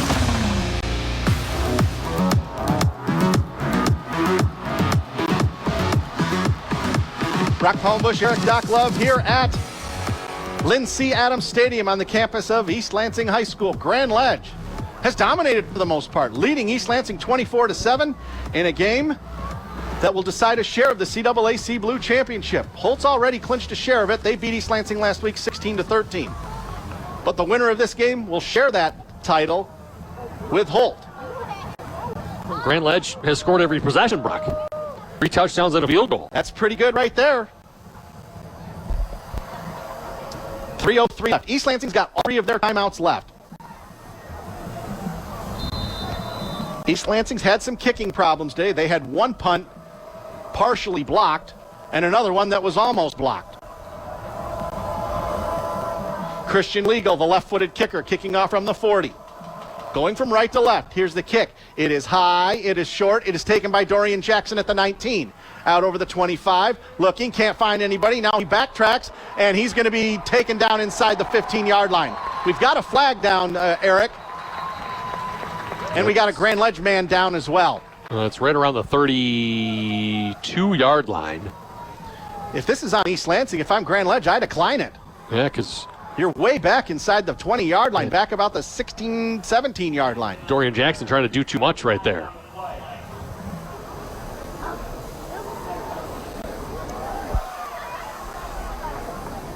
Holding. Yep. If I'm Grand Ledge, I decline that. Yeah, because they're what, the 11? Excuse me, the 16? They're going to take it back from the... Oh, wow. Half the distance. Okay, so it's an 8-yard penalty from their own 8-yard line. Third penalty of the night on East Lansing. Grand Ledge has only one penalty so far. East Lansing with 2:54 to go with all 3 of their timeouts. They're at their own 8-yard line. Dalen Adams dropping to throw, rolling to the right, trying to get away from pressure. He throws it out there. It's caught. Evan Boyd out over the 20, 25, 30, down at the 31-yard line. Well, I got out of that hole in a hurry, Brock. Noah McCartney takes him down, number 5 for GL. And you're right, that did not take long. Is at the 30, so a 22-yard gain. 2:40, 2:39 and counting. Plenty of time for East Lansing. Now, when in doubt, get it to Evan Boyd. East Lansing will get the ball to start quarter number 3. Bad snap from center. Dalen Adams does a good job to corral it, and he throws it incomplete. Tried to get it to Evan Boyd. It was low and away. He did a good job just getting the ball and not fumbling it or kicking it away or whatever. Well, the snap was low and to the right. He was rolling to the left. He had to go reach back with his right hand, haul it in, position his body, and then try and throw it downfield, and hence why it was low and away to Evan Boyd. 2:27 left in the first half. Grand Ledge leading East Lansing 24-7. Adams gets the play in from Coach Bill Farraco. He's in the shotgun. Kanye Jackson next to him. 4 wide receivers, 3 to the right, 1 to the left. Dropping to throw is Adams. Facing the pressure, throws it out. That's Kanye Jackson taken down behind the line of scrimmage. Yep.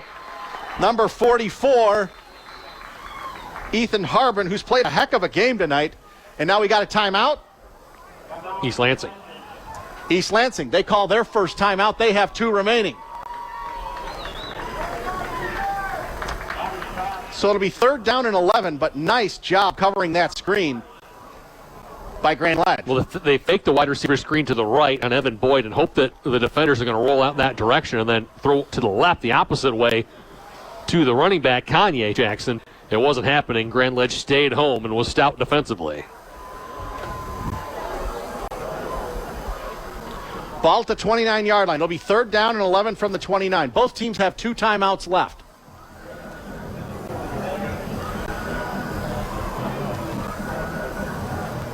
Uh, 30-7, Ionia leading Lakewood. Wow. With 5:44 left in the first half. It's 21-6, DeWitt leading Waverly, 4:07 remaining in the first half. Fulton leading Morris 18-16 at the half. In a game Fulton needs to win. Yeah. 4 minutes left in the first half. It's 26-7, Charlotte leading Fowlerville. Tough season for Fowlerville, but a great one for Charlotte. They win that game, they're going to get a home playoff game in Division 4. Adams dropping the throw out of 3rd and 11. He throws it deep over the middle. He's got a man out there. It's caught. It's going to be a touchdown. 71 yards. Dorian Jackson. Can't teach speed, Brock. He just ran past everybody down the center of the field. And as long as that pass was underneath, he was underneath that pass, hauled it in, and he was gone. 71 yards on 3rd and 11. They can strike in a hurry. We know they can score, but can they make a stop defensively? That's been East Lansing's issue so far in the first half. It's 24-13. Mitchell Roberts will come in to kick the extra point with 2:10 to go in the first half. Snap is good. The placement down. The kick on the way. Good. Just inside the left upright. And with 2:10 to go in the second quarter. Grand Ledge 24. East Lansing 14. We've had 4 touchdowns in this quarter alone, Brock. And there's still 2 minutes and 10 seconds to go. It ain't over. And Grand Ledge has 2 timeouts left. Mm-hmm. What a pass. Dalen Adams has been a little off at times with his passes here tonight. That one was perfect. And once he got away from the defender trying to dive at his ankles, that didn't work, and he was gone. Cherry Creek Mortgage Company in DeWitt sponsoring our coverage tonight and all season long. Serving home buyers throughout the mid-Michigan area. Give them a call at 517-580-5050 and ask about any kind of home loan and or mortgage. And the Greater Lansing Sports Authority, lansingsports.org.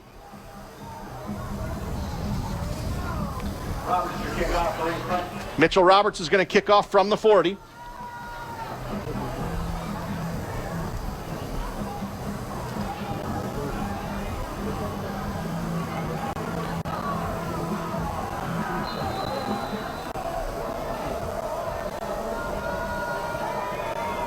Roberts, high and short. Taken at the 30. Taken down at the 32. The 33-yard line is Mac Foreman. Grand Ledge will have decent field position here at their own 32, maybe the 33. Your own 33-yard line. So good field position for GL with 2:07 left. They still have 2 timeouts as well. Plenty of time to get down the field very quickly. Well, the score 5 out of 5. 4 out of 4 so far. East Lansing does get the ball to start quarter number 3.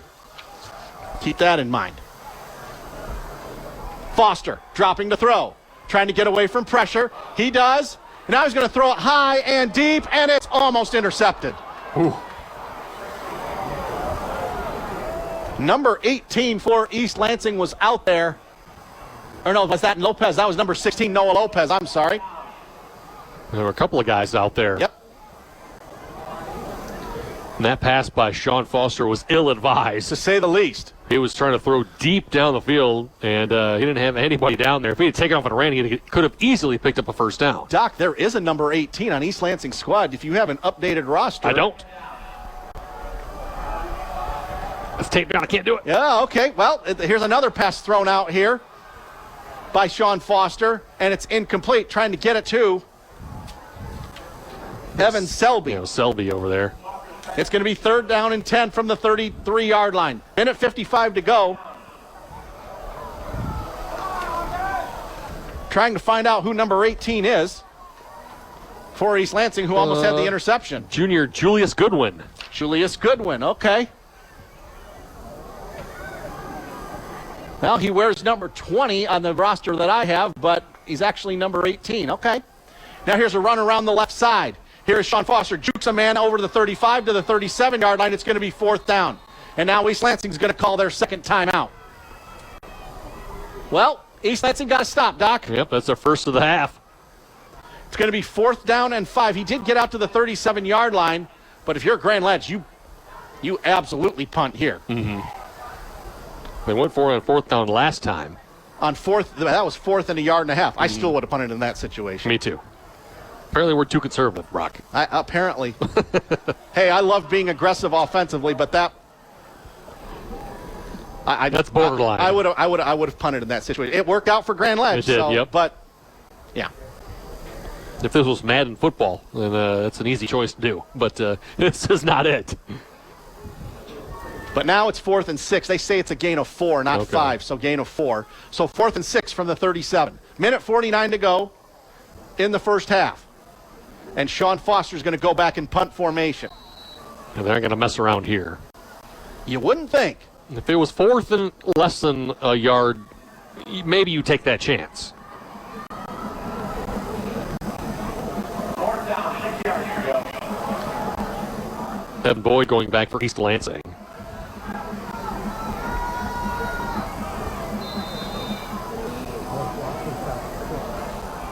Foster waiting for the snap. Snap is good. Gets it away. Good high kick. Taking it to 34. Here's Boyd. 35-40 going left side. 45 almost to midfield. In fact, they're going to mark him out right at midfield. Minute 39 to go in the first half. Grand Ledge leading 24-14. And yet, if East Lansing can score here any kind of points, they're only one possession down when it's a game that really they could and possibly should be down 3 possessions. Well, you know, you make the stop at the right time, you get the ball back, you have a timeout, and you get the ball to start the second half. So potentially a very good swing in momentum towards the Trojans if they can score here. As we cross the 8 o'clock hour, I want to let you know you're listening to your trusted source for high school sports coverage. The game 7:30 a.m. WVFN East Lansing, a Town Square media station. Jalen Adams in the gun. Kanye Jackson next to him. Dorian Jackson in motion. Dropping to throw is Adams. Throws it high and deep. He's got a man out there. It's incomplete. Evan Boyd's looking for a flag. At the very least, defensive holding. It'll be 2nd down. And we've got a lineman down for East Lansing. 62. Fadio Diawara. So we'll get an injury timeout here. 2nd and 10 from the 50. A minute 33 to go. First half. We'll have halftime stats and analysis coming up also this week in high school sports. And we'll give you all the scores we have via the Twitterverse and other sources for this week 9 of the high school football season. And Jalen Adams just missed Evan Boyd, who was looking for a flag. He wanted a hold on that. At least a hold, yeah. Yeah, Coach Bill Farraco out there checking on his player.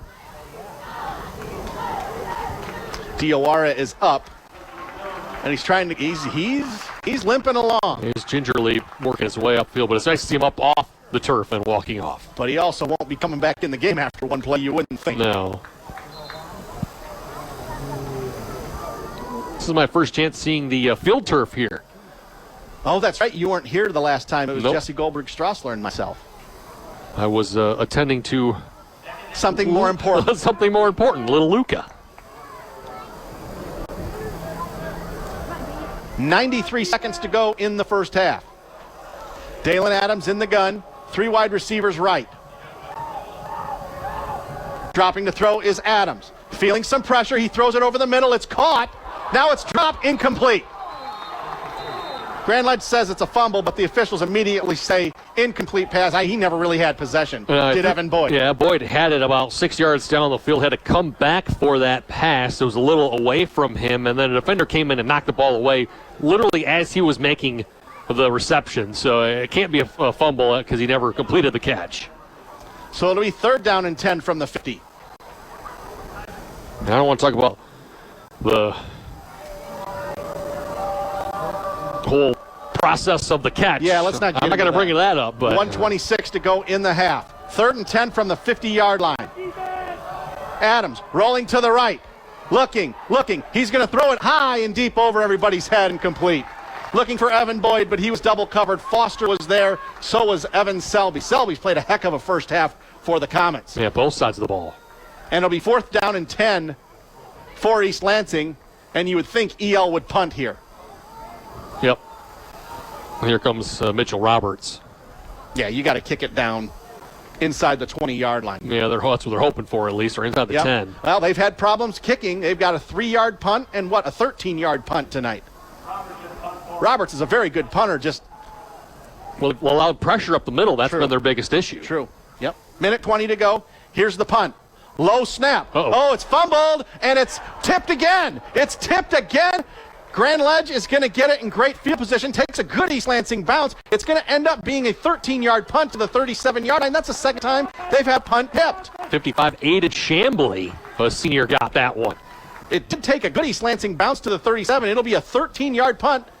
It was a low snap. That time it was the previous times it's been pressure up the middle. Yep. This time it was the low snap and rolling back to Mitchell Roberts. Yep. So now a minute 9 to go. 2 timeouts for Grand Ledge. Ball on their own 37-yard line. You've got a field goal kicker.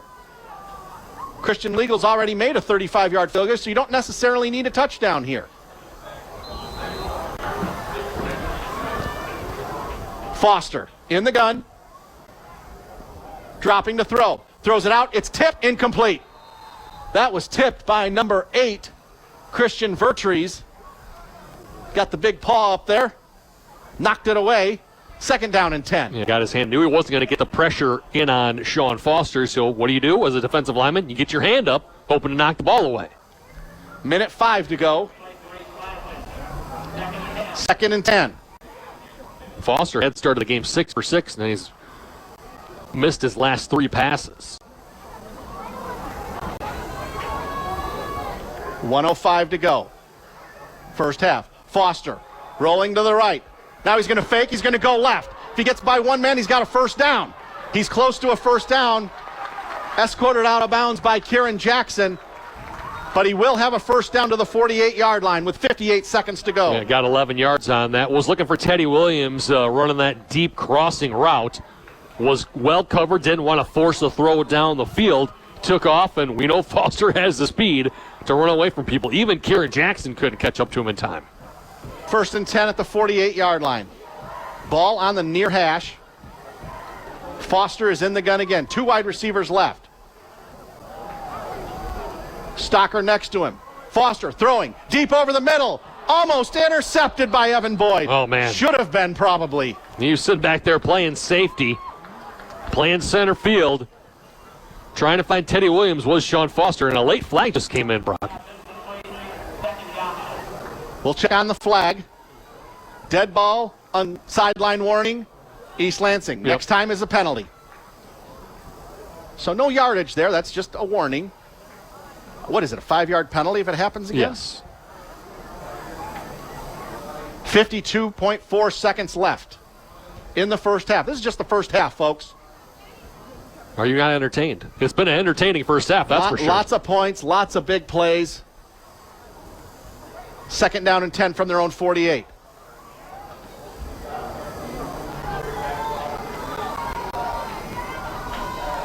Foster running to the left. Gets into East Lansing territory. Knocked down at the 46-yard line. And I think Grand Ledge is going to take a timeout. 46 seconds to go. And GL takes their second timeout. Mm-hmm. Yeah, Foster couldn't get out of bounds. Did not get the first down and did not get out of bounds, so it's going to be 3rd down and about, let's see. 4.5? 4, yeah. He got 6 on that play. Now, you can't run the ball up the middle here and get a first down because the clock stops on a first down. Mm-hmm. East Lansing, Grand Ledge kind of going away from their game plan. More of a run over pass squad.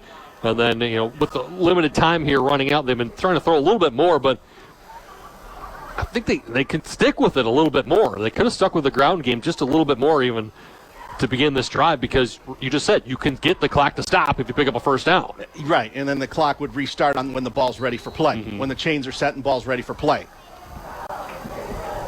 Both teams have 1 timeout left. You probably need at least 20 yards to get into field goal range. At least probably 25, really. They're at the 46-yard line now of East Lansing. It's 3rd and 4. Foster in the gun. 2 wide receivers left. He's got a Mason Stocker next to him in the shotgun. Dropping to throw is Foster. Looking, trying to get away from the pressure.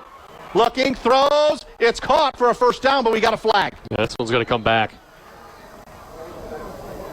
Foster was running around so much. The linemen were blocking one direction, and then he changed positions, and that caused them to hold. 2nd penalty of the game for GL. And it puts them back into their own territory on 3rd down. Well, now, if you're East Lansing, if you can stop them here on 3rd down, you call your last timeout and then maybe go for an all-out pump block? Yep. It's going to be 3rd and a whole bunch. Oh, the clock is running. Well, they're not going to run another play. No, they don't have to. They can sit on it and wait, let the half run out. So everything I just said about calling timeout or anything, now forget that. And now we got a whistle. East Lansing? East Lansing's calling their last timeout. They're going to make them run a play. Okay. So now in this situation, if you're Grand Ledge, take a knee. Take a knee or just run the ball. Or run the ball. You never know. You might get a penalty. Oh, okay. Yeah, either way. You take a knee or at the very least you make them run a play here. Oh, I know why the clock was running there, because the ball was caught. So the play is still considered live. Yep. Had it been an incomplete pass, then the clock would have stopped. The clock would have stopped. But because that last pass was caught, it's considered, a live play. So once the ball is set, the clock runs. East Lansing called their last timeout. Grand Ledge has the ball at their own 38-yard line. Yeah, you got 2 options. You either take a knee, or you just try to get as many yards as you possibly can. Let the clock run out. And let the clock run out. Or if you do get a first down, unlikely at this point, but who knows? Crazier things have happened. Foster is in a gun, but East Lansing's at least going to make him run a play. Foster in the gun, dropping to throw. He's going to throw it deep. It's over everyone. Oh, it's caught! Almost. Oh, it was. Oh, man. It was almost caught. There's Andrew Konechny. He almost made an incredible catch. And now Grand Ledge is going to have to punt with 14 seconds to go. He almost caught that. It looked like the pass from Foster was going to be a little bit too far. Konechny went up, tipped it to himself, but when he came down, did not have the ball. 4th down and 20 from the 38-yard line. If you're East Lansing, all-out pump block here. Grand Ledge, by the way, has only got 10 guys on the field.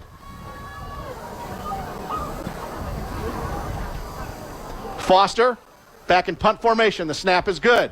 Kick is up, and it's away. And he's going to kick it out of bounds. It goes out of bounds at the 25-yard line with 7 seconds left. So East Lansing will get the ball here. They have one timeout, or no timeouts left. Grand Ledge has one left.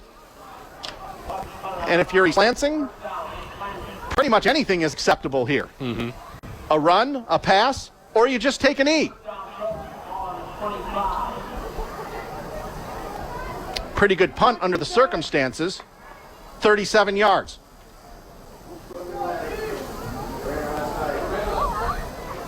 .4 seconds left. Ball is on their own 25-yard line. Ball on the left hash.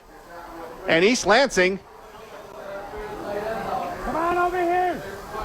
is going to go 3 wide receivers, and now we got a flag, and now what do we have? We're going to have 12 men on the field for Grand Ledge. I don't think that last guy got off before East Lansing snapped the ball. Waiting for the officials. We're talking about it. 5.1 seconds left. Were the officials using pink flags tonight? Yep. They wave it off. No flag. They wave it off. I think they're going to have to reset the clock, though. Yeah. What was it, 7.4? 7.4. Yep, they're going to have to reset it. Defense. 24-14 Grand Ledge over East Lansing.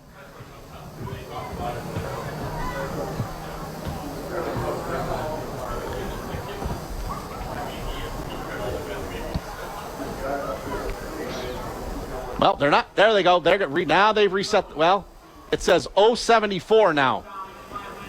7.1? Should be 7.4. Yeah.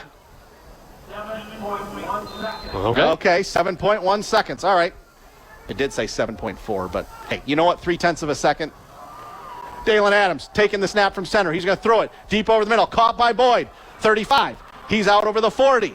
He's to the 45. He's going to get out of bounds. Nope. No, he's going to stay in bounds, get to the 45 to the 44 of Grand Ledge, and finally, that's the end of the first half of play. Grand Ledge leads it over East Lansing 24-14 after 24 minutes of play. We'll take a timeout and go over the stats and analysis on the other side, but now it's time for This Week in High School Sports with John Ross.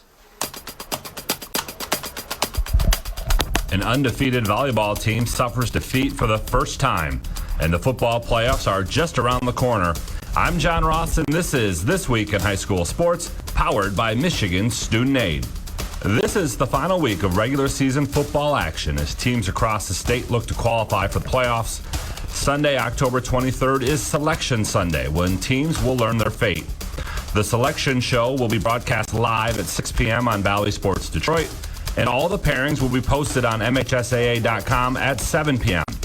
The top 32 teams in each of the 8 divisions will be divided into 14 districts, with district play starting October 28th. In 8-player, we take the top 16 teams in both Divisions 1 and 2. The 8-player finals will be Saturday, November 19th at the Superior Dome in Marquette. The 11-player finals are 1 week later, November 25th and 26th at Ford Field in Detroit. All of the finals action will air on Valley Sports Detroit. Tickets for all playoff games leading up to the finals can be purchased at gofan.co. There are 10 teams looking to repeat as state champs this year. Belleville in Division 1, Warren De La Salle in Division 2, Detroit King in Division 3, Chelsea in Division 4, Grand Rapids Catholic Central in Division 5, Lansing Catholic in Division 6, Powama Westphalia in Division 7, Hudson in Division 8, Adrian Lenawee Christian in 8-player Division 1, and Powers North Central in 8-player Division 2. Game balls this week go to Clio senior volleyball player Michaela Nealons. She recorded her 1,000th career kill in a match versus Lake Fenton. Clio will open the postseason with Mount Morris. Northville volleyball player Abby Reck. She led the Mustangs to a Beast of the East championship, including a win in the title game over previously unbeaten Birmingham Marion. And a Cass Tech quarterback, Leishawn Mumfield, he led the Technicians to a 28-14 win over Detroit King in the PSL title game. Need money for college? You need My Student Aid. My Student Aid is the go-to resource that helps Michigan families find money to pay for college. Plus, they'll guide you through the financial aid process and answer any questions you have. For grants, scholarships, and more, connect with My Student Aid, helping make college affordable for everyone. Learn more at michigan.gov/MIStudentAid.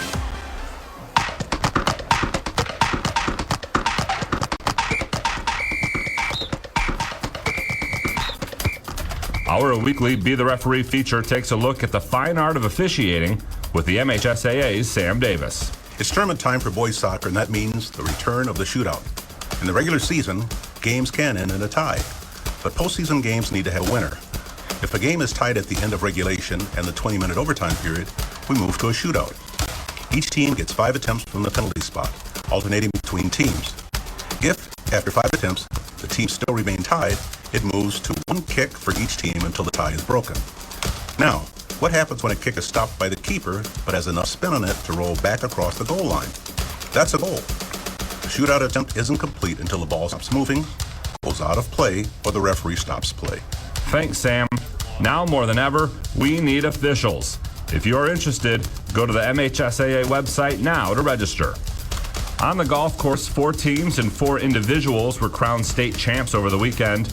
In Division 1, Rochester Adams won the team title, while Grand Blank's Kate Brody won a second individual title.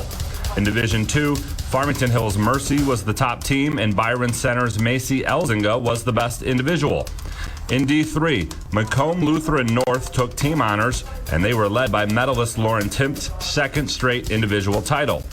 And in Division 4, Jackson Lumen Christi is your team champ. Mia Melendez of Ann Arbor Green Hills is a repeat individual champion. Champions were also crowned on the tennis court with the boys' lower Peninsula finals. Bloomfield Hills took home the trophy in Division 1. Midland Dow added to their trophy case with a title in Division 2. The Division 3 championship went to Ann Arbor Green Hills. And in Division 4, it was Grosse Pointe Woods University Liggett coming out on top.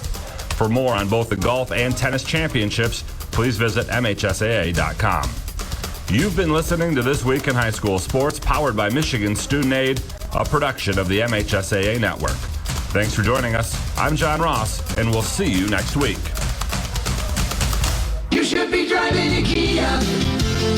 You should be driving a Kia. From Kia of Lansing and Kia of Jackson. Hey folks, Skip Young here, and you know I want to see you in a Kia. Lindsey Adams Stadium. Grand Ledge leading East Lansing 24-14 after 24 minutes of play. Sean Foster scored the first touchdown for GL.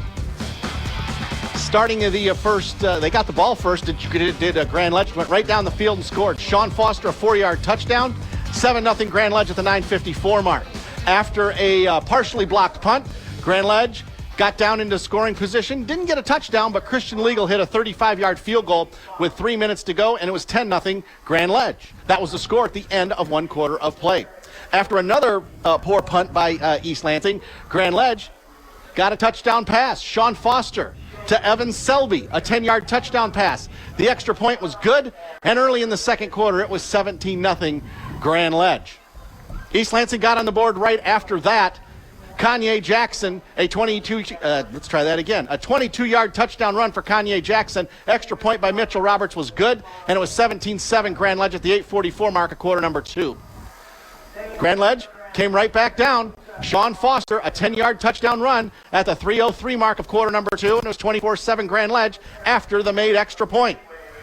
East Lansing, well, they came right back again quickly. Dalen Adams to Dorian Jackson. 71 yards on a touchdown pass. The extra point by Mitchell Roberts was good. And with 2:10 to go in the second quarter, it was 24-14 Grand Ledge. Both teams had opportunities to score in the last couple of minutes, failed to do so, and we're at 24-14 Grand Ledge over East Lansing after 24 minutes of play. Penalties, 3 penalties for East Lansing for 28 yards. Grand Ledge had 2 penalties for 20 yards. And that's about it right there. Some guys defensively that have played very, very well tonight. Cody Malenfant's played very well. Kieran Jackson has played well defensively. So has Noah Lopez. The guys for Grand Ledge, number 44, Ethan Harbin's played well. Evan Selby has played well defensively also for GL. You've got the offensive stats? Let's start with the Trojans. Dalen Adams, 5 for 13 for 138 and a touchdown. Of course, that 71 of those yards coming on that long one to Dorian Jackson. Evan Boyd, 3 catches for 68 yards, and Kanye Jackson, that 22-yard touchdown run. 71 yards rushing as a team for East Lansing and 209 total for the Trojans. For Grand Ledge, leading 24-14 at the half, Sean Foster, 6 for 11 for 115 and a touchdown. So ran the ball 19 times for 109 yards and 2 touchdowns. So he's already has over 200 total yards and 3 touchdowns in that first half. Evan Selby, you mentioned him defensively, he also has 3 catches for 27 yards.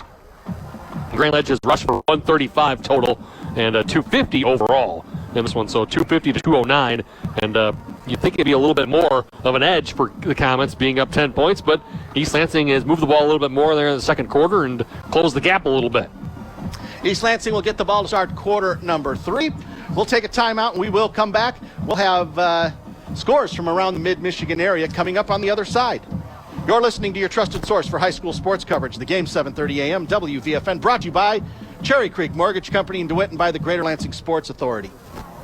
Are you drowning in IRS tax debt? I owe the IRS $37,000. Get ready for a toll-free hotline. Take advantage of new IRS tax forgiveness program. C. Adams Stadium, Jeff Smith Field at Lynn C. Adams Stadium. The marching band has finished up their performance for the evening, and we'll be ready to go here in just a few minutes from East Lansing. Grand Ledge leading 24-14 at the end of 24 minutes of play. We got a couple of final scores to report to you. Lansing Everett lost to Muskegon Reese Puffer 35-0, so Everett will finish their season at 2-6. That helps Reese Puffer's chances for the playoffs as they finish at 6-3. Lansing Sexton's bid for a playoff berth ended tonight. They fell to Williamston at Ed Majeski Stadium 21-12. Williamston finishes 7-2. Likely off game in Division 5, but we'll have to wait and see on that. Sexton's season ends at 4-5. Taking a look at some of the other action around the area. Still compiling scores here. Let's see here, Brock. I've got DeWitt 21, Waverly 6 at the half. Okay. 35-7, Charlotte leading Fowlerville at the half. I've got, last update I had Mason leading Eaton Rapids 35-0. It was in the second quarter. It was 14-10 Jackson leading Hazlitt in the second quarter. Let's see. Bath was leading Perry 24-10. That game has ended the third quarter. Yep, halftime Fowler 35, Leslie 7. Lansing Catholic beating Palm Westville 28-0 at half. That is a huge surprise. Olivet 20, Richland Gull Lake 3 at the half. Fulton leading Morris 18-16 in 8-player football. 7-6 at the half. Corunna leading Ovid Elsie. That's all I got for you right now. Let me double check Twitter here. Yep. I'm going to keep... nope, that's all I got. That's all you've got there? We're looking for Ann Arbor Huron Holt score. Yeah.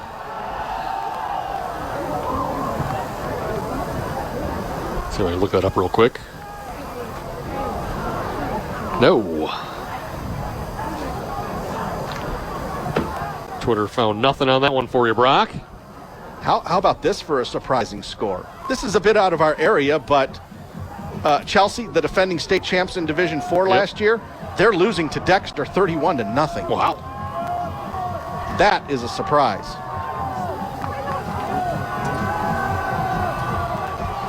Stockbridge 21, Danville 0 at the half. Stockbridge needs that win to get themselves in. They might make it. If they win, they might just make it. You said both teams need wins to get in. But yeah. Dansville at 4-5 would be a little bit tougher, but with a chance they can come back in the second half. What else are we looking for? We need at Langsburg. Langsburg needing a win tonight, right, Brock? They're playing home against Montrose. Yeah. So I can find anything on that one.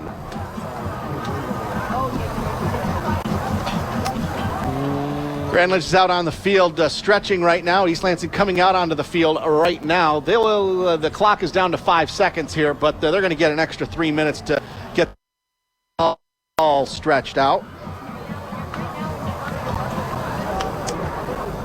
Olivet leading Richland Gull Lake 27-3 in the third quarter.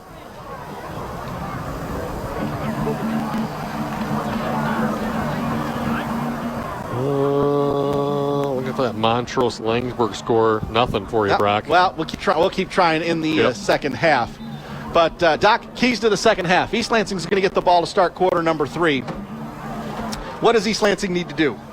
Offensively, I'd like to see them run the ball a little bit more. They didn't run it very often in that first half. A combined 8 carries between 4 different guys. So I'd like to see them commit more to the ground game in the second half. Don't rely on the passing game from Dalen Adams.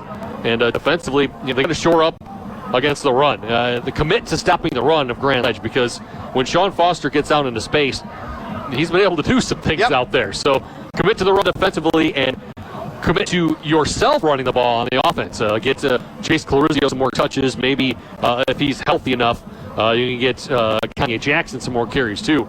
For the flip side, Brock, for the Comets at Grand Ledge, stay with your offense running the ball. Towards the end of the half there, they try to pass a little bit more than they usually do, and Sean Foster was a little errant on his passes, almost threw a couple interceptions on that one. So maintain the ground game. Sean Foster keeping the ball, hand it off to Mason Stocker. Maybe a quick little wide receiver screen. That's worked out very well for them. Done that a handful of times, and it's been positive for them. And then on the defensive end for Grand Ledge in this one, stick with Evan Boyd out there at wide receiver. Make sure he's got at least one guy blanketing him. He's been the biggest issue for him. And don't let Dorian Jackson get past you in the secondary, because we saw him run away from somebody and get that 71-yard touchdown.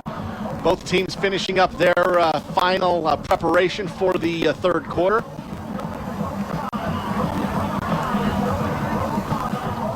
Real nice crowd here tonight. Not a sellout, but I'd say more than 3/4 full.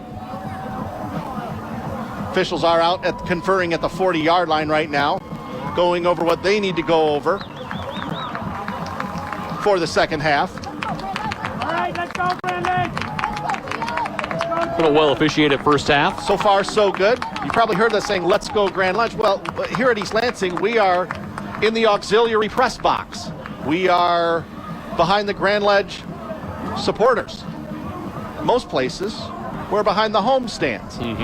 It's here and Williamston, we're behind the visitor stands. Yep, we tend to be on the opposite sides. They have these extra press boxes. This used to be the original press box, if I'm not mistaken. And just like Williamston, that where we are, that used to be the regular press box before major renovations to Larkin Nortman Memorial Field. So here we are, final seconds here of halftime. As I said before, East Lansing's going to get the ball to start quarter number 3. Any surprises from you in the first half, Brock?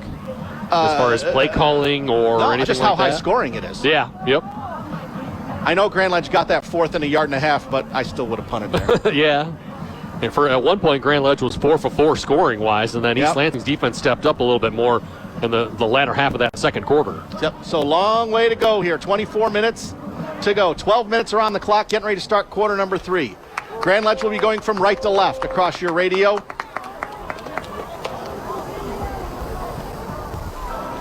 Christian Legal, who's got a field goal tonight and has hit all 3 of his extra points. He'll kick off. Officials got to fix the timeouts on the scoreboard. Back for East Lansing, 0 Kieran Jackson and 6 Donovan Patterson.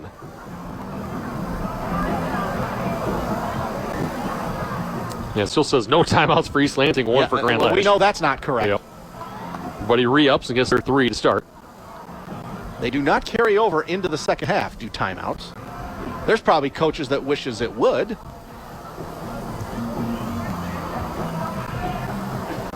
Some coaches probably have 6 to start second half. Some probably would. Yeah, hold on to them. Well, Legal's going to kick off here. We have not seen a deep kick tonight besides one. No, everything else has been kind of pooch up in the air. Yeah, exactly. All right, let's go, Grand Ledge. Here's the kick from Legal. Left-footed kicker. He's going to kick it high. Taking it the 15-yard line. It's Kieran Jackson out over the 20, the 25, the 30 to the 33-yard line. Taken down there. That's number 24, Gabe Lopez. And it'll be 1st and 10 EL from their own 33-yard line. Ball on the right hash. Just starting the third quarter. Go defense! Winner gets a share of the blue. With Holt. We'll try to get a Holt score as well against Ann Arbor Huron. It's a home game for Holt. You'd think we'd get something out of it. Yeah, you think it would. Yeah. Kanye Jackson in the game at running back. 2 wide receivers, 1 to the left, 1 to the right. Power to the left as well. Here's a handoff to Kanye Jackson. Out over the 35 to the 40-yard line. Knocked down there. Gain of 7, maybe 8. They give him to the 41. Going to be second down and short. They officially give him 7. Although it is really closer to 8. Yeah. It says 2nd 2 now on the there we go. scoreboard. Well, give him 8 then. 2nd and a long 2. Pistol formation. Wing back on the right. 2 wide receivers left, 1 to the right. Handoff again to Kanye Jackson, running left. Now he's running parallel. Is he going to get the first down? He might have the first down. If he's not, it's real close. Yeah, trying to get out of the grasp of number 44. That's Ethan Harbin. Played a heck of a game tonight here for EL, or for GL, rather. I think he got it. Just got the first down. Ball just touching the 43-yard line, and it is a first down. 11:10 to go, third quarter. I know East Lansing supporters are happy to see Kanye Jackson out there getting some more carries. Clarizio is back in there. Jace Clarizio, who almost certainly will be the starter for them next year. 3 wide receivers, 2 to the right, 1 to the left. Fake handoff to Clarizio. They throw it out to Dorian Jackson. 40, 45, thrown down to the turf, and it's going to be either a face mask or unnecessary roughness. I think it's a face mask. Number 22 is making the tackle, Preston Bonet, and I'm pretty sure he grabbed onto the helmet of Dorian Jackson. Jackson. It'll be second down. It'll be a gain of 2, and if it is, we're going to wait and see. Face mask on Grand Ledge. Here we go. Here we go. That's a 5-yard penalty. You can hear the Grand Ledge assistant coach is not too happy with that call. Just a 5-yard penalty, Doc. Yep. It's still going to be second. No, they're going to give him the first down. Whoa. No. They weren't supposed to. The chain gang was moving, but no, they don't. It's going to be second down. No, it'll be first and very short. First and 3. First and 4, rather. Yep. Adams under center. Evan Boyd in motion. Handoff. Clarizio running left. Trying to get away from everybody. He does. 45, 40. Pushed out of bounds at the 37-yard line. Did a good job of getting out of the cluster in the middle of the field and got out to the left. And was able to get 13 yards and a first down. Yeah, got out of the grasp of a defender over there, running left, bounced it back to the outside a little bit further, got away from another guy, gave him a stiff arm, and then stepped out of bounds, moving the chains. First and 10 from the Grand Ledge 37. 10:45 and counting, third quarter. Dalen Adams in the pistol formation. Jace Clarizio behind him. Handoff. Clarizio running right side, 35, 30, 25. He's got a first down up the middle down to the 22.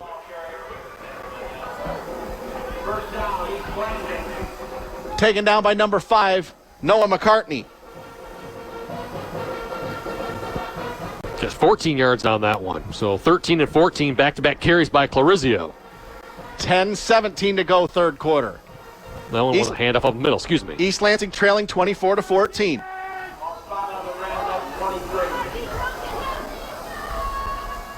Adams, handoff, Clarizio. Not much there, but he's able to pick his way inside the 20, maybe to the 19, and it's going to be second down in about 6. A better job by the Comets to kind of push him back towards the middle. They mark him at the 19. It will be second and 6. 9:43 and counting. Third quarter. Now we see Noah Lopez come in and running back. He's been out there for a couple of snaps. Adams in the shotgun. Lopez next to him. 2 wide receivers right, 1 to the left. Adams, screen pass. That's Dorian Jackson inside the 20 to the 15, down maybe to the 14. It's going to be third and short. They ran this play earlier. That's when the face mask happened. Story Jackson versus two guys, and they're able to slow him down for only 5. 3rd down and 2 from just inside the 15. We're down to 9:02 and counting. 3rd quarter.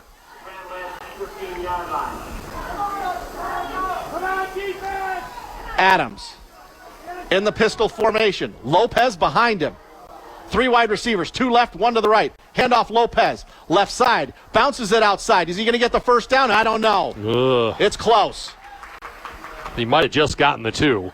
Officials are pointing first down, and they say first down. He barely got it. Down to the 12. Made a nice little cutback. Was running outside and cut back to the right real quick. And that helped him pick up the first down. Ball at the 12-yard line. 8:30 left in the 3rd quarter. Come on, defense! 24-14 Grand Ledge. Well, Kanye Jackson in the backfield. Adams under center. Counter play. Jackson, nothing there. Grand Ledge was ready for that. Trying to run it to the weak side. And Noah McCartney was there waiting for him. Not much. He got back to the line of scrimmage, and that was it. That was it. Yep, no gain. 2nd down and 10 from the 13. Oh, they say it's a 1-yard loss. Oh, so it's a 1-yard loss. Okay. We're down to 7:40 to go, 3rd quarter. This is the first drive of the 2nd half. East Lansing trying to commit to the run here and keep it on the ground, and that's why the clock has kept going. Adams driving to throw. Screen pass out there. Kanye Jackson, 15. Down to the 10. Knocked down at the 9-yard line, I believe. They're going to mark him down at the 10, I believe. It'll be 3rd down and about 8. They'll mark him down at the 10. A swing pass out there, but nobody was blocking for him on that. Kanye Jackson was trying to do it all by himself. Well, Mitchell Roberts is a good kicker. You don't get it here? You need a field goal. Yeah. You're down 10. We're making a 1-score game.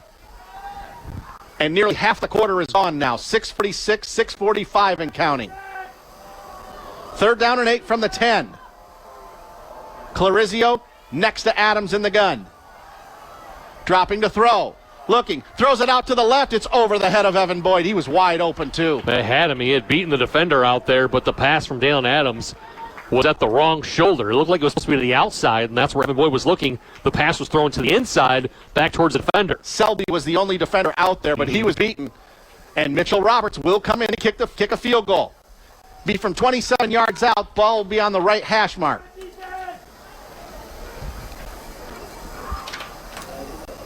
.633 to go. Good drive, though, by East Lansing. Yes. But you need to cash this in with points. Here's the snap. It's good. Placement down. The kick on the way. It's a line drive, but it's good. Hey, knuckleballed it in. And so, with 6:33 left in the 3rd quarter, Mitchell Roberts, a 27-yard field goal. They needed points. They got absolutely needed points. Yes, 6:33 to go in the 3rd quarter. It's now Grand Ledge 24, East Lansing 17. A 30-second break and we're back on the game, 7:30 a.m. WVFN. Cherry Creek Mortgage Company prides itself on quick and accurate pre-qualifications, common sense underwriting, and superior customer service. We've been servicing the capital area for over a decade. We have the experience, knowledge, and network. At Lindsey Adams Stadium in East Lansing. Mitchell Roberts has just kicked a 27-yard field goal. And East Lansing has pulled within 24-17 of the Comets. Comets led 17-0 at one point in this game. Here's Roberts with a high kick. Taken at the 12-yard line. Out to the 15, out to the 20. That's number 5. That's Noah McCartney. Gets out over the 20 to the 24-yard line, and that'll be about it. McCartney on the return, Grand Ledge. Right after 3 quarters, Lansing Catholic 42, PW nothing. Wow. Just wow. Catholic has had some issues this year. They have. But the tough schedule they play is going to get them into the playoffs, at 4 and 5. Yeah. Wow. 1st and 10 from the 23-yard line. They mark him at the 23-yard line. Grand Ledge, first possession of the second half. 6:25 to go. Third quarter. Sean Foster running left. Now he's cutting it back. 25, 30. Tries to get away. 35. He's got a first down out over the 40. Taken down there by Kieran Jackson. But a big-time gain of almost 20. 18. They're going to mark him at the 42, so it'll be a gain of 19. 19, all right. Yeah. 6:15 to go.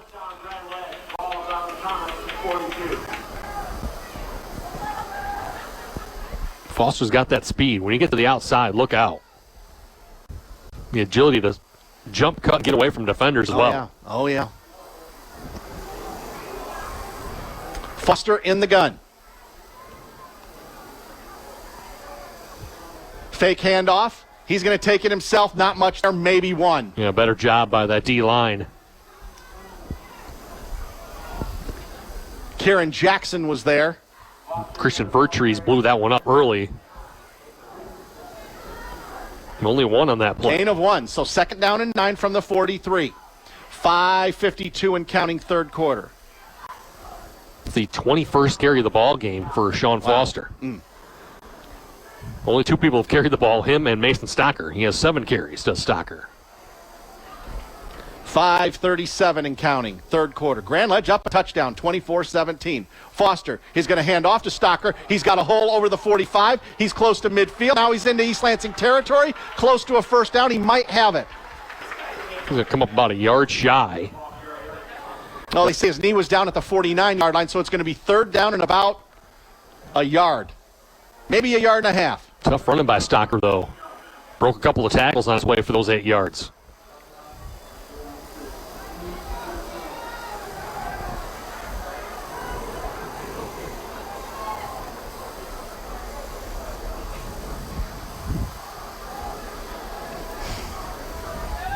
Third and 1 from the 49. Shotgun is Foster. He's going to take it himself, and I don't know if he's going to get it or not. No, I don't know. It's close. Trying to leap over a guy, get away from somebody, and Julius Goodwin, I think he got the stop. He did. They're going to mark him short. It's 4th and a half a yard. And in this situation,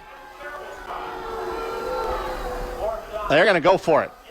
And I would too in this situation. Yeah, they're thinking about it. 4:20 left in the third quarter. Looking at the sideline. Could they take a timeout here?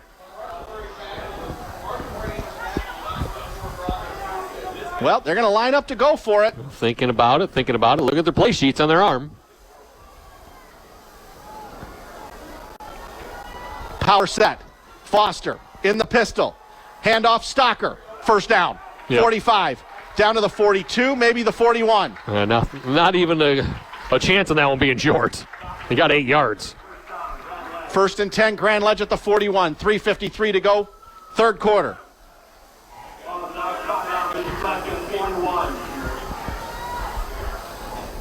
They went a little unbalanced line on that at Grand Ledge. They moved their their guard to the opposite side and had an extra lineman blocking.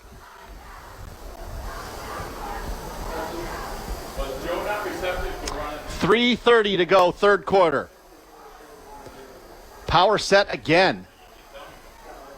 Man in motion. Foster is going to run right. Gets away from a man originally down to the 38-yard line. Everybody went to the left, and he went to the right offensively. Yep. East Lansing did snuff it out enough for a gain of 4. Maybe 3. Yeah, nope, gain of 3. 2nd and 7. We're down to 3 minutes to go in a fast-moving third quarter. Well, they were hoping that everybody would go left because, well, everybody's moving left, everybody's flowing left. How about Foster? I'll go right. Yep. But East Lansing's able to stay home. 2nd and 7. Here's Foster. Foster fakes the handoff, throws over the middle. It's caught inside the 20, inside the 15, first down. Teddy Williams. Again. Down to the 15-yard line, a gain of 23. Tight window, too. for Sean Foster to squeeze it in there to Teddy Williams. Again, he put it in the right spot where only he could, and Williams kind of boxed him out. We know Teddy Williams has been a good basketball player in the wintertime. Correct. For the Comets. He just kind of boxed out his defender. 2:18 and counting, third quarter. Foster in the gun again. Stocker next to him. He's going to run left. Gets to the 15, stutter step. Inside the 10. Still going. Inside the 5, down to the 3, maybe the 2. He just does just enough stutter stepping to get away from people. He's got the ability, the quick feet to jump cut away. So sometimes delay and wait, and then keep going. We're down to 1:55 and counting, third quarter. This is the second drive of the quarter. But a lot of running. A lot of running, so it's been going quick. 12 yards, they got down to the 3. First and goal from the 3. So you would think 4 downs to make 3 yards. Yeah, it's going to be Foster keeping it again or him handing off to Stocker. Yep. Wide receiver out to the right. Foster hands off to Stocker. And he dives. Touchdown. Touchdown, Grand Ledge. Mason Stocker gives Grand Ledge a 2-touchdown lead.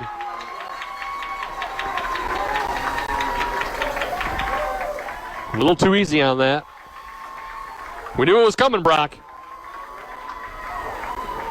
You said it right. It was either going to be Foster on a keep, or he would hand off to Stocker. He handed off to Stocker, touchdown. Christian Legal going to kick the extra point. High snap, gets it down, kick away. We got a flag. So hold everything here. Dead ball, legal procedure, offense. So move them back 5 yards. To try it again, a few yards back. Fourth penalty for Grand Ledge. East Lansing's committed 3. It's 30-17 Grand Ledge with 1:31 to go. So Christian Legal's going to try a 25-yard extra point. Snap is good. Placement down. Kick on the way. Just inside the right upright and good. So with 1:31 to go in quarter number 3, it's Grand Ledge 31, East Lansing 17. A 30-second break and we're back on the game, 7:30 a.m. WVFN, brought to you by Cherry Creek Mortgage Company in DeWitt and the Greater Lansing Sports Authority. The Greater Lansing Sports Authority wants to help you with your next athletic tournament or event. Since 2007, they've worked to make Greater Lansing a premier host city, drawing Brock Palmbush, Eric Doc Love here at Lynn C. Adams Stadium on the campus of East Lansing High School. Jeff Smith Field at Lynn C. Adams Stadium. Grand Ledge has just scored on a Mason Stocker 3-yard touchdown run to make it GL 31, EL 17.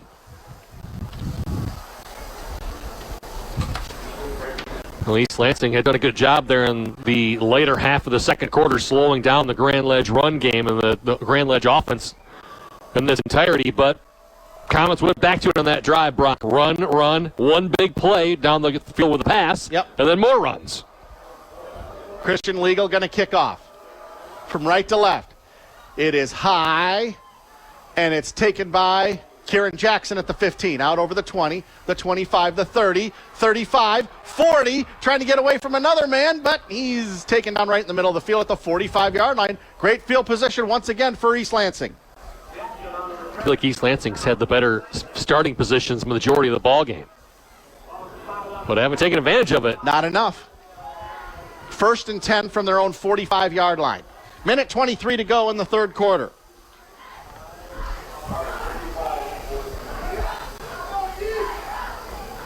East Lansing doesn't have to abandon the run. They did a good job on the ground the last drive. Nope. Got stalled inside the red zone, had to kick the field goal. But don't have to go all-out pass game right now. Minute 23 left in the third. They're going to hand off to Clarizio, 45, into Grand Ledge territory. Inside the 45, we got a late flag. This might be holding downfield. I think Evan Boyd's going to get called for holding. But it's 10 yards down the field. So it might end up just being first and 10 again. Yeah. The flag is at the 44-yard line. At the Grand Ledge 44-yard line. Holding, offense. That wipes out a good run by Clarizio. That's going to make it 1st and 9. Fourth penalty of the night on East Lansing. 4 penalties for 38 yards. And another flag. And we got another late flag. And this is probably going to be on the East Lansing sideline because it's thrown by the line judge over there. Dead ball, unsportsmanlike conduct, East Lansing. Well, it was going to be 1st and 9. Well, it's going to be 1st and 24. 5th penalty for 53 yards. They're now back at the 31-yard line. Man. Somebody said something on the sideline because I saw the line judge point to that guy and told the referee what happened. Ball at the 31-yard line, their own 31. Clock running. Minute 6 to go, third quarter. First and a whole bunch. Here's Adams in the gun. Trying to get everybody lined up. Low snap from Adams. Adams, he's going to throw it high and deep. That's Dorian Jackson, almost caught. It was dropped, however. Good coverage out there by, who was that? Number 11 for Grand Ledge. Yep. Mac Foreman. Just missed him. McIntyre Foreman, step for step with Dorian Jackson. Jackson had his hands on the ball. Did. But just couldn't haul it in. 2nd and 24 from the 31. 31-17 Grand Ledge, 42 seconds to go in the third quarter. As we get to the 9 o'clock hour, I want to let you know you're listening to your trusted source for high school sports coverage. The game, 7:30 a.m., WVFN East Lansing, a Town Square media station.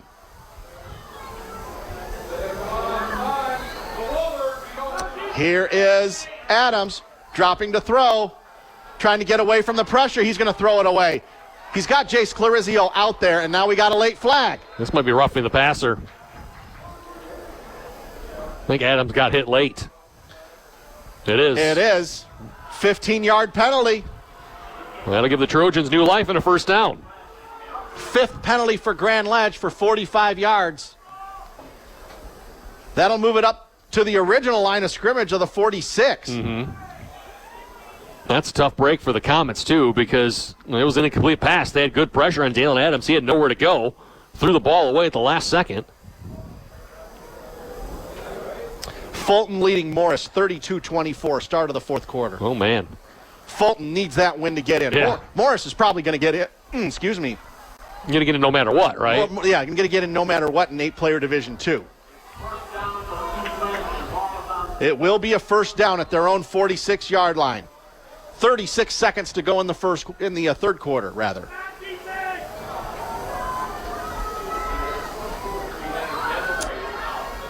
Adams in the pistol. Clarizio behind him.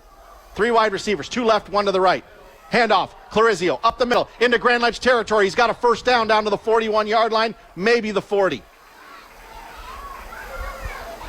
Yep, got taken out of the 40. Gain of 14. 30 seconds to go. A little bit of burst, a little bit of power, excuse me. East Lansing going a little hurry up here. They want to get in at least one more play here. We're down to 20 seconds to go. Adams dropping to throw. He's going to throw it out to the right. That's Evan Boyd. 40-yard line, out of bounds at the 38. Clock stops at 12 seconds to go. It's going to be second down. Second down and about 8 yards after a gain of 2. Mm-hmm. 12.6 seconds left.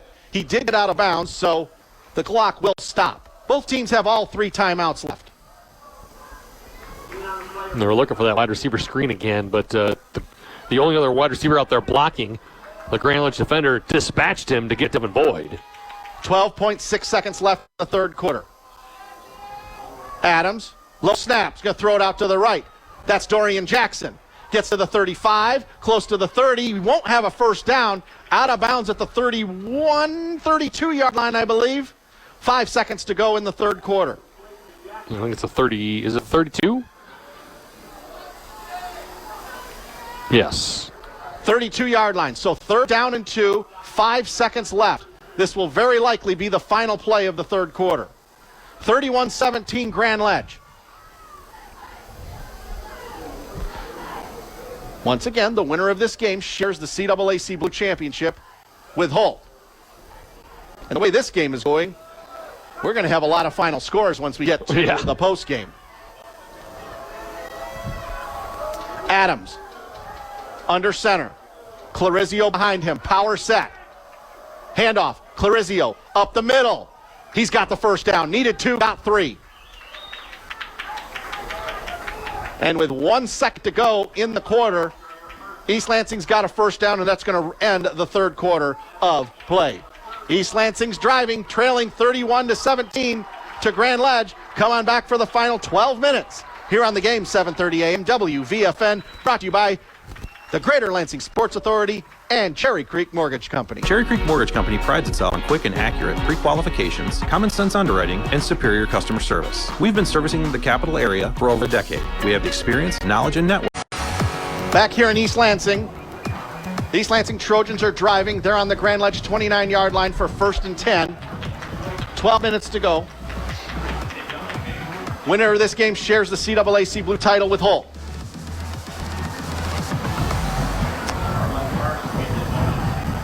We'll be ready to go here in just a minute.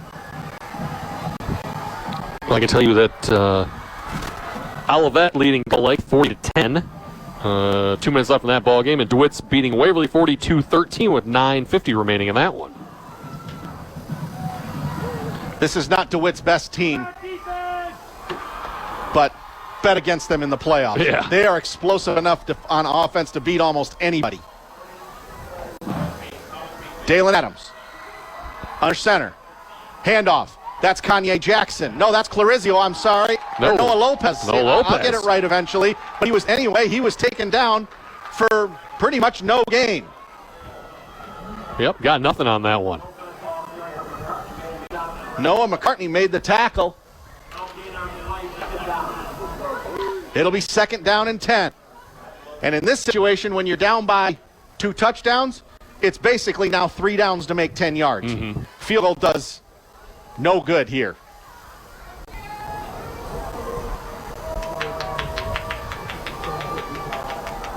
Adams in the gun. Noah Lopez next to him. 2 wide receivers right, 1 to the left.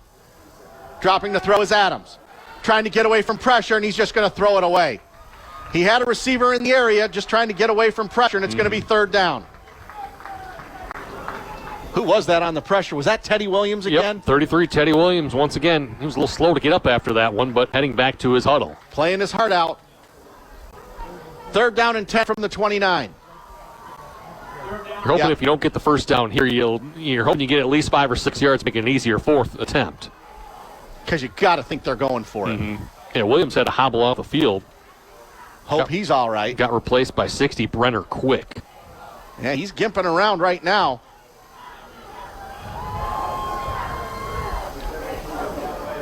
Third down and 10 from the 29. 11:07 left in regulation time. Adams in the gun, dropping to throw. Looking, he's got a man out there. It's caught by Boyd inside the 15, inside the 10, inside the 5. Touchdown. Touchdown, East Lansing. Dalen Adams to Evan Boyd from 29 yards out, and East Lansing's 1 score behind. Well, they needed a quick touchdown, and they got it that time. Evan Boyd ran about 10 yards, button hook, came in, waited for it. The pass was on the money from Dalen Adams, and he spun away from a defender, ran all the way to that sideline, and was able to hop his way into the end zone.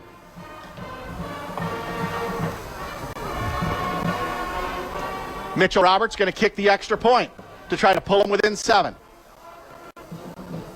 Snap is good. Placement down. It was a little bit messy, and it's no good. Wow.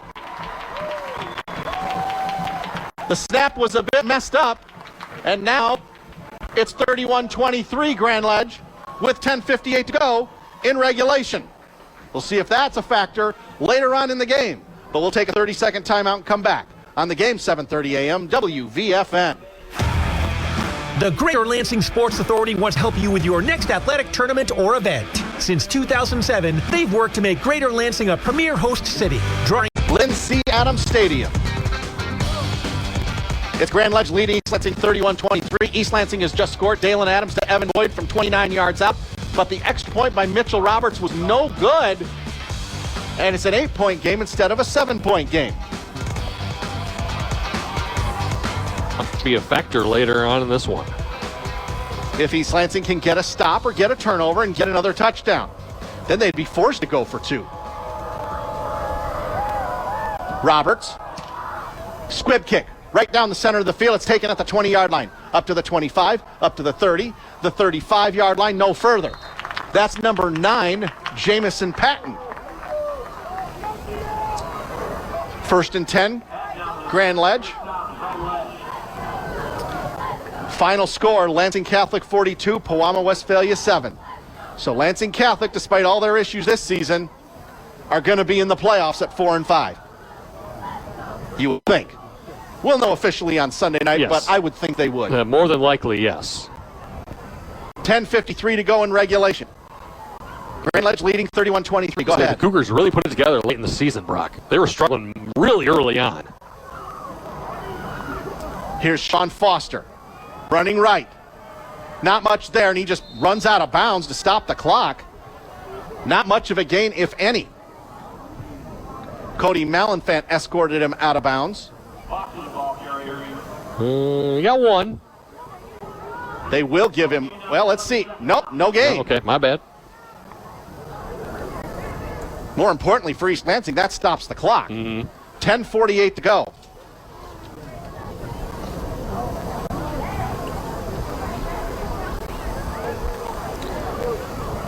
Second down and 10 from the 36. Sean Foster in the gun. Mason Stocker next to him. He's going to run right up the middle. He's got a hole. 40, 45, 50 in East Lansing territory. Taken down at the 43, maybe the 42. Number 6, Donovan Patterson takes him down, but not before another GL first down. 20 yards. Mark him down at the 44-yard line. Deceptively fast.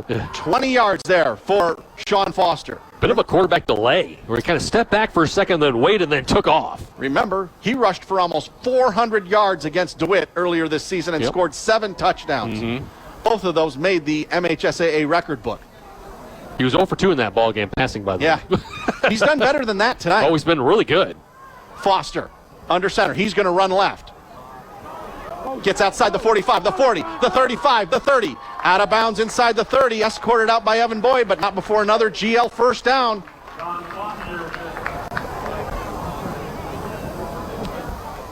Down at the 29-yard line, gain of 15. Yep. This has been East Lansing's issue. At least the last 2 weeks, Brock, they have not been able to stop the run. They shut down Holt in the first half, and then the Rams changed things up in the second half and went to a bit of a wildcat formation. And essentially this offense is kind of like that. Yeah. With Sean Foster, not a true quarterback in a sense. Here is Foster in the shotgun. Mason Stocker next to him. 10:06 to go in regulation. Now we got, he's going to get away originally from the pressure, and now we got a late flag. Yeah, I think we had an early flag and a late flag. Let's see what happens. He's taken down behind the line of scrimmage by Cody Malenfant. Let's wait on the flags. Pretty sure they're going to be holding on Grand Ledge. At least one of them is.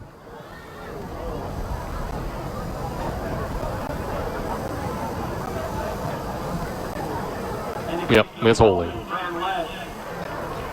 It'll be 1st and 20, somewhere thereabouts. 6th penalty on the night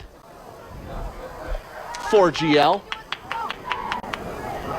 6 penalties for 55 yards. East Lansing 5 penalties for 53 yards. Unofficially, of course. 1st and 20 from the 39-yard line. 9:58 to go in regulation. Grand Ledge up 31-23.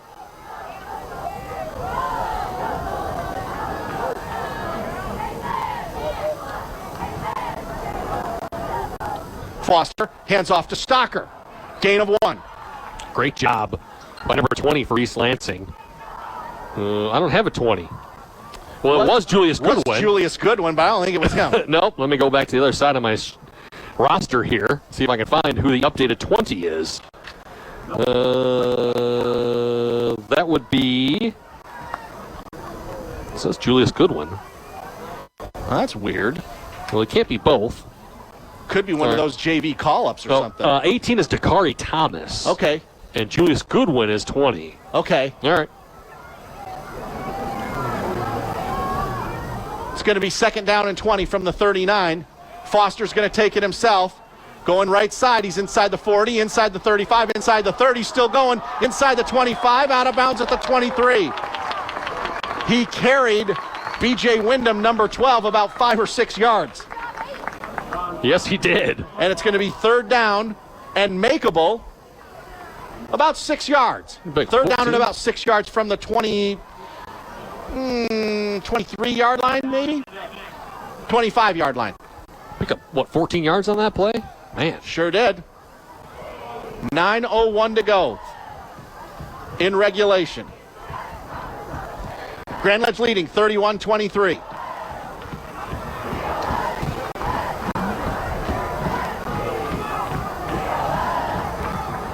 Foster is going to throw it out to the right. It's caught inside the 25, inside the 20, close to a 1st down. Selby. That's Selby who caught a touchdown pass earlier. Evan Selby, and they got the 1st down.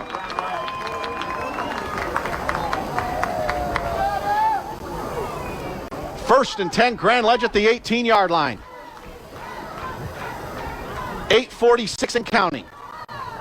4th quarter, or regulation time, as they say. Yep. Grand Ledge can now take their time. They've got time on their side. All 3 timeouts, 8.5 minutes to go. East Lansing has all 3 of their timeouts as well. And now the scoreboard is finally correct with the timeouts. They just fixed it. Foster in a shotgun. Going to run right again. He's inside the 20, to the 15, maybe to the 14, out of bounds. Now, if you're Grand Ledge here, if you don't get a touchdown, you can kick a field goal as well. Now we got a man down. For EL, that's 56, I believe, Javon Thomas. Yes. He's up. He's limping, though. Yep. He's going to have to come off the field. 8:17 to go. 4th quarter. That was a 4-yard run, Brock. They got down to the 14. 2nd down and 6 from the 14 when we restart. Coming in for EL, number 62, Fadio Diawara. And we saw him come out. He's an offensive lineman, too. We saw him come out earlier. Yep.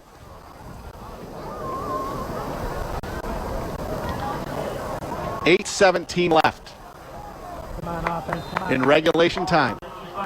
Yeah, Foster stepped out of bounds. Clock did stop.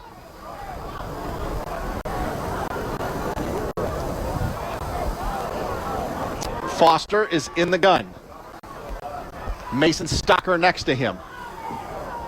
Handoff to Stocker. Inside the 15, inside the 10, inside the 5, down to the 1. Heck of a run there by Mason Stocker. And now it's 1st and goal from the 1. Had a guy lead blocking out in front of him, and then he cut back against the green. Everybody started flowing that way to the right. He comes back towards the middle of the field and almost was able to drag his would-be tackler in the end zone. Got an interesting score from 8-man football. It's a final in overtime. Fulton 40, Morris 38. Wow. Congratulations to Fulton on a 7-2 season. Their 2nd year in 8-man football, and they will almost certainly make the playoffs. They were 15th out of 16 teams coming in to tonight, but beating a top-level team like Morris almost certainly puts them in. Yep. Sean Foster. Handoff, Stocker. Does he get in? Yes. Yes, he does. Takes it in from 1 yard out. His 2nd touchdown of the game.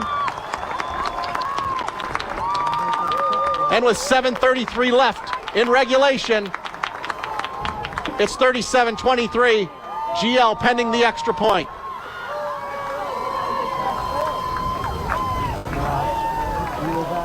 Just a reverse handoff. Foster going right. Hands off inside to Stocker, going left. Found just enough of a crease. Good snap. Placement down. Kick on the way. Good. So, with 7:33 left in the 4th quarter, Grand Ledge leads East Lansing 38-23. We'll take our last time out of regulation and come on back on the Game 7. On the game, 7:30 a.m., WVFN, brought to you by Cherry Creek Mortgage Company in DeWitt and by the Greater Lansing Sports Authority. The game, 7:30 a.m. This day in sports history. October 21st, 1998, the New York Yankees won the World Series, sweeping the San Diego Padres to win their second title in 3 years and 24th all-time. 1979, the Browns' Ozzie Newsome begins his streak of 150 consecutive games with a reception.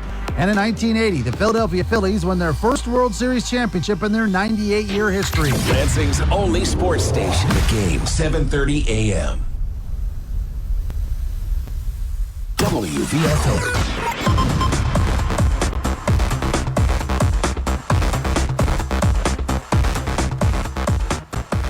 A Mason Stocker 1-yard touchdown run has given Grand Ledge a 38-23 lead over East Lansing with 7:33 to go in regulation time. Cherry Creek Mortgage Company in DeWitt sponsoring our coverage tonight. Wayne Lacey and his great staff at 114 West Main Street in DeWitt, serving home buyers throughout the mid-Michigan area. Give them a call at 517-580-5050 and ask about any kind of home loan and or mortgage. And the Greater Lansing Sports Authority, lansingsports.org. Mike Price, Megan Zemer, and their great staff bringing national events to the mid-Michigan area. Huge score there, Doc, for Grand Ledge. They're now up 2 scores. And they're in real good shape now. Here's a squib kick.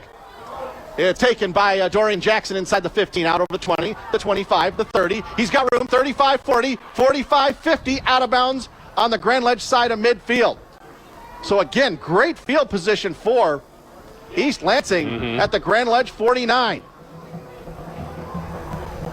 7:25 left. East Lansing has all 3 timeouts. Now they're going to mark them down right at midfield. Overtime. Corona 14, Ovid Elsie 14. Bath defeats Perry, Brock. Bath is going to get in. 30-10. Bath is going to get in. Perry probably won't.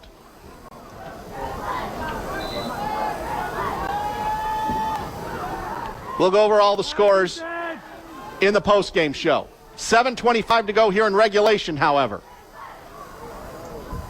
Handoff, Clarizio. Jace Clarizio inside the 45, inside the 40, down to the 38-yard line, first down. He got 11. Nope, they're going to give him, no, he did get 11 from the 50 to the 39. So 1st and 10, East Lansing from the Grand Ledge 39. 7:18 to go and counting in the 4th quarter. East Lansing needs a quick score, and then they got to go onside. 7:07 to go. Adams dropping to throw, throws it high and deep. He's got Dorian Jackson. Did he catch it? The officials are going to confer. I don't know. He caught the ball, but was he in bounds? Yes. They say he caught it inside the 20. Wow. The Grand Ledge fans aren't happy about that, and I'm frankly not sure either. Well, he's right out of bounds at the 20. Excuse me, the 19. So a 20-yard gain. 6:59 to go in the 4th quarter.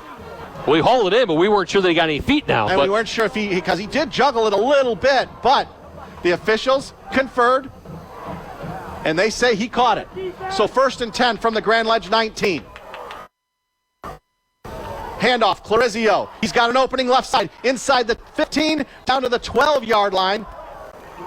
Nice gain there. The only downside is he didn't get out of bounds. The clock is running.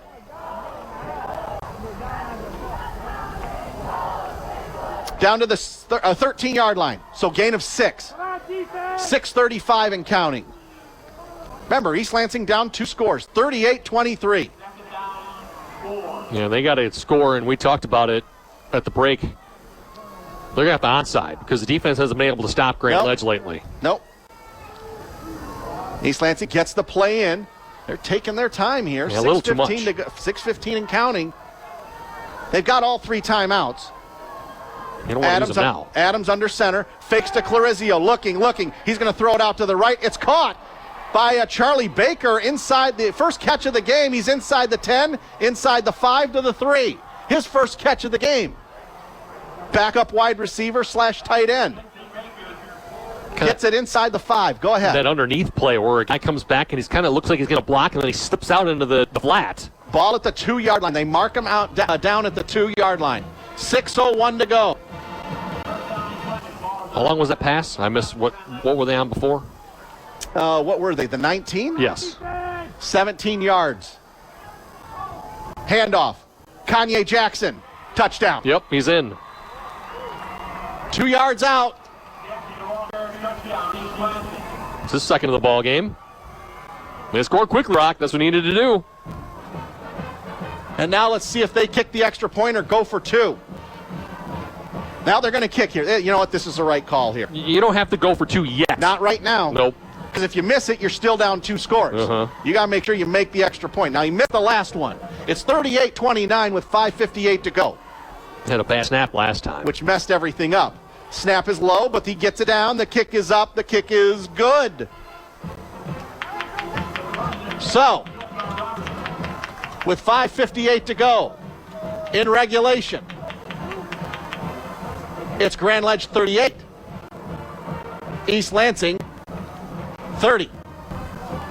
We'll stay right here. And I agree, I would go for an onside kick here. You have been unable to stop them. Under normal circumstances, you wouldn't kick here with 6 minutes to go. 5:58 to be exact. But you haven't stopped them at all. Really? Not Only in the second half. One punt, They've had one punt in this game that Grand Ledge has. One.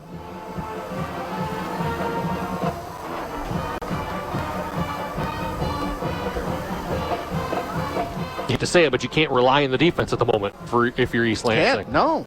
They have not shown to stop the Comets recently. Final overtime. Over-Elsie 21, Corunna 20. Travis Long and those Over-Elsie Marauders are going to be in the postseason. It's a big win. Corunna's a top 10 team. Win, yes. Yeah, Corunna's very good. All right, let's see what East Lansing decides to do. Grand Ledge looking for an onside kick. Let's see what they do. Nope, they kick it high and deep. Hits the 15-yard line. Sean Foster's going to pick it up, and he gets away from defenders. 15, 20, 25, 30, 35, down at the 37-yard line. Man, he had a crease. I thought he was going to take it. One more cut, and he might have been gone. Foster's helmet comes off, so he's going to have to come off the field for one play unless Grand Ledge decides to call timeout. They mark him down at the 37-yard line. It'll be 1st and 10 from the 37. Now, Mason Stocker is their backup quarterback, so he can run a play here. We've seen him when we saw him in the Holt game. He threw the game-winning 2-point conversion against Jackson in week 2. 5:50 to go. So he comes in, and then at running back is McIntyre Foreman. 5:50 to go. Stocker in at quarterback.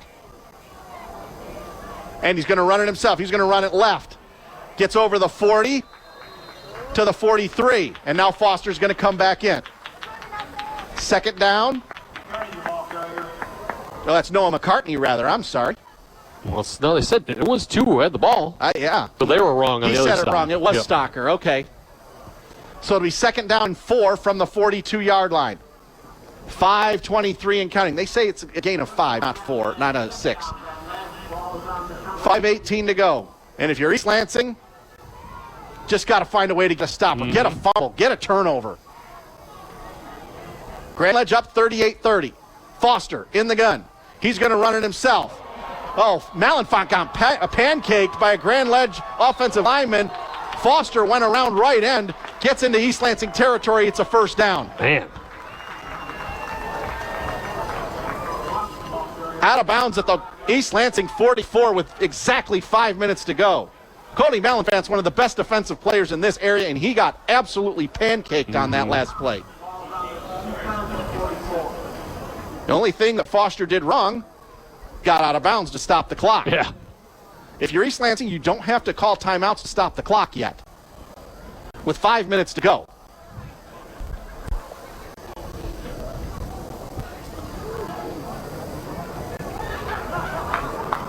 Foster.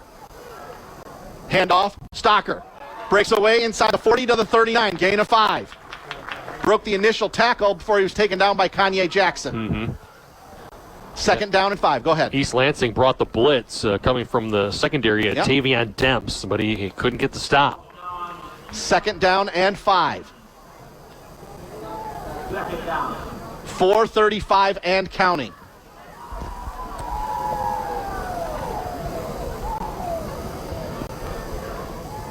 Both teams with all 3 timeouts left. There have been no turnovers in this game either. Near turnovers. A but few, none, yes. Foster in the shotgun. Another run blitz. Foster running around right side. He gets snowed under behind the line of scrimmage at the 41. That was number 12, B.J. Wyndham, sophomore. Nice tackle by him. It's going to be third down and long. And if you're East Lansing, you got to bring run blitzes. You have no other choice. It's going to be third and long at the 41-yard line. Yeah, you got to sell out every time. No choice. And if you're East Lansing, you still do not have to call timeouts. 3:50 to go. Now, in the next series of downs, if they get the first down, then you got to do it. Mm-hmm. This is a big third down. Big third down play. Grand Ledge might even call a timeout here. Crowd can sense it, too. They know it's a big play, too. Foster in the shotgun. He's going to run right up the middle, inside the 40 to the 35. He's close to a first down, but I don't know if he has it. Depends on the mark. I'm going to come up a little bit shy. 4th down and 1. 3:16, 3:15 to go. And if you're GL, you go for it. Oh, of course. 4th and 1. East Lansing hasn't shown that they can stop your run right now. You might as well keep going. Yep. You go for it. They're going to at least line up to go for it. Under 3 minutes to go.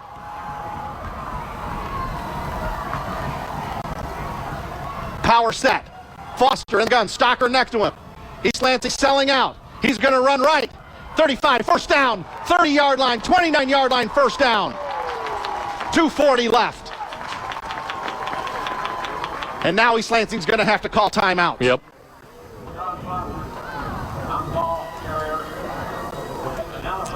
Needed 1. He got 6.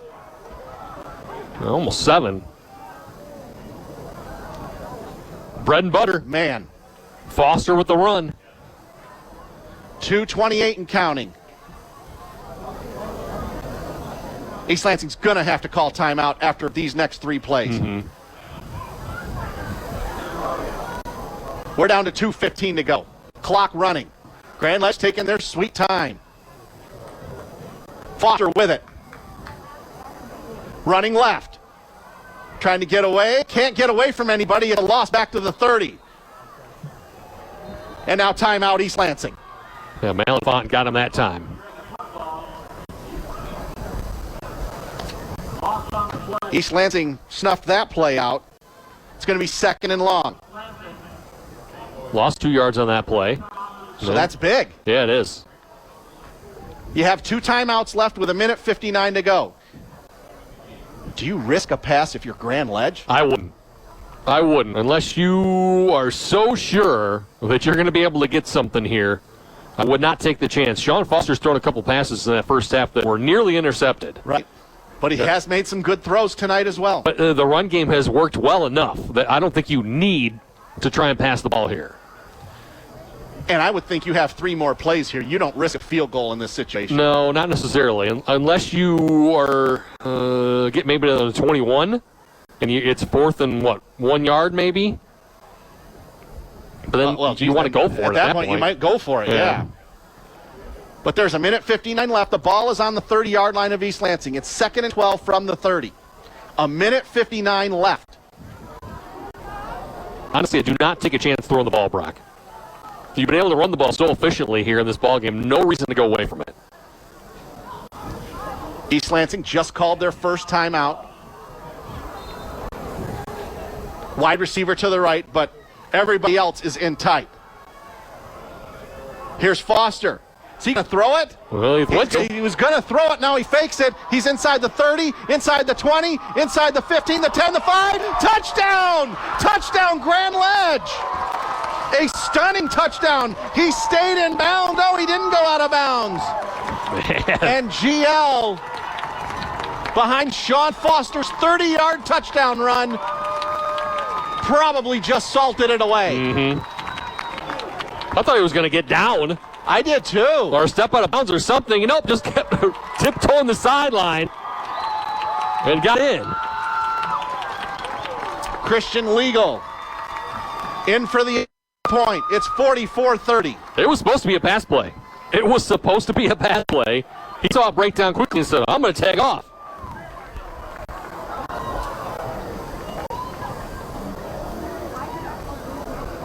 A stunning score. And here is the snap. It's good. Kick is away. Good. And so, with 1:48 remaining in regulation, it's Grand Ledge 45. East Lansing 30. Man. Third rushing touchdown of the game. He's got 3 rushing touchdowns. He's got a passing touchdown, He's got too. a passing touchdown to Selby. Evan Selby. Mason Stocker has 2 touchdown runs. Mm-hmm.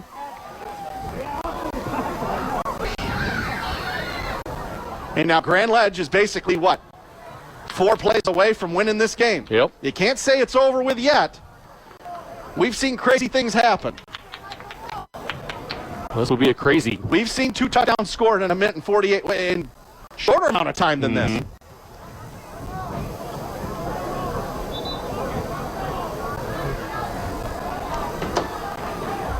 So they'll line up and kick from the 40-yard line.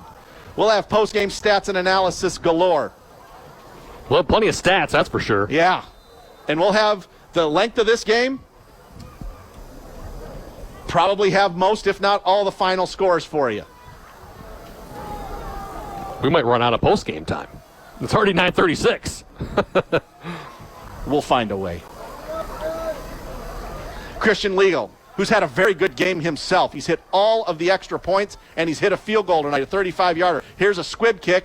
It's taken at the 35. It's fumbled. It's fumbled. Grand Ledge might have it. If they do, it was fumbled by the East Lansing up man number... I think it was Malafant. Malafant, number 99. They're going to scrum for it. Grand Ledge says they have it. They do have it. That's it.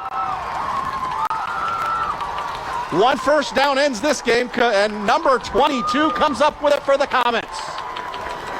Preston Bonet.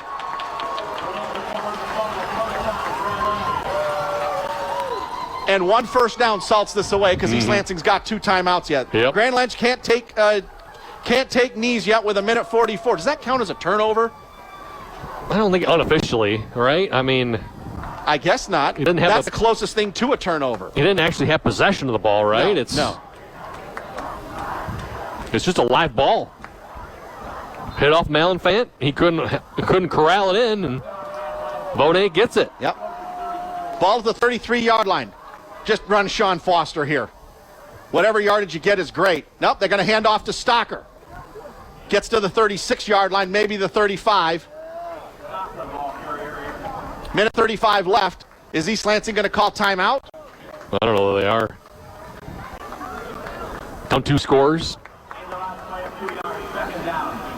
Down to the 30-yard line, a gain of 3. 2nd down and 7. Well, they may call timeout after 2nd and 3rd down here. I said may, because they might not. Grand Ledge taking their time. They've not beaten East Lansing the last 4 times they play. They haven't beat them since 2017. And they're just a couple of plays from it happening. Under a minute to go. Handoff. Stocker. Inside the 30. He fumbled the ball. Grand Ledge comes away with it. Oof. Clock is running. They're going to have to run another play. Well, he managed to get a yard out of it. He did. Grand Ledge going to have to run another play. East Lansing is apparently not going to stop the clock. And Grand Ledge is going to finish tied for the CAAC Blue Championship with Holt this season. Down to 25 seconds. Foster takes a knee. And I think that's going to be it. Yes. We're down to 15 seconds. And Grand Ledge is celebrating for the first time since 2017. Grand Ledge has beaten East Lansing in football. Grand Ledge wins it tonight, 45-30. They are the CAAC Blue co-champions with Holt and will advance into the Division I playoffs next week. We've got lots of post-game stats and analysis coming up, but right now, it's time for This Week in High School Sports with John Ross. An undefeated volleyball team suffers defeat for the first time, and the football playoffs are just around the corner. I'm John Ross, and this is This Week in High School Sports, powered by Michigan Student Aid. This is the final week of regular season football action as teams across the state look to qualify for the playoffs. Sunday, October 23rd is Selection Sunday, when teams will learn their fate. The selection show will be broadcast live at 6 p.m. on Valley Sports Detroit, and all the pairings will be posted on MHSAA.com at 7 p.m. The top 32 teams in each of the 8 divisions will be divided into 4-team districts, with district play starting October 28th. In 8-player, we take the top 16 teams in both Divisions 1 and 2. The 8-player finals will be Saturday, November 19th at the Superior Dome in Marquette. The 11-player finals are 1 week later, November 25th and 26th at Ford Field in Detroit. All of the finals action will air on Valley Sports Detroit. Tickets for all playoff games leading up to the finals can be purchased at gofan.co. There are 10 teams looking to repeat as state champs this year. Belleville in Division 1, Warren De La Salle in Division 2, Detroit King in Division 3, Chelsea in Division 4, Grand Rapids Catholic Central in Division 5, Lansing Catholic in Division 6, Powama Westphalia in Division 7, Hudson in Division 8, Adrian Lenawee Christian in 8-player Division 1, and Powers North Central in 8-player Division 2. Game balls this week go to Clio senior volleyball player Michaela Nealons. She recorded her 1,000th career kill in a match versus Lake Fenton. Clio will open the postseason with Mount Morris. Northville volleyball player Abby Reck. She led the Mustangs to a Beast of the East championship, including a win in the title game over previously unbeaten Birmingham Marion. And a Cass-Tech quarterback, LeSean Mumpfield. He led the Technicians to a 28-14 win over Detroit King in the PSL title game. Need money for college? You need My Student Aid. My Student Aid is the go-to resource that helps Michigan families find money to pay for college. Plus, they'll guide you through the financial aid process and answer any questions you have. For grants, scholarships, and more, connect with My Student Aid, helping make college affordable for everyone. Learn more at michigan.gov/MI Student Aid.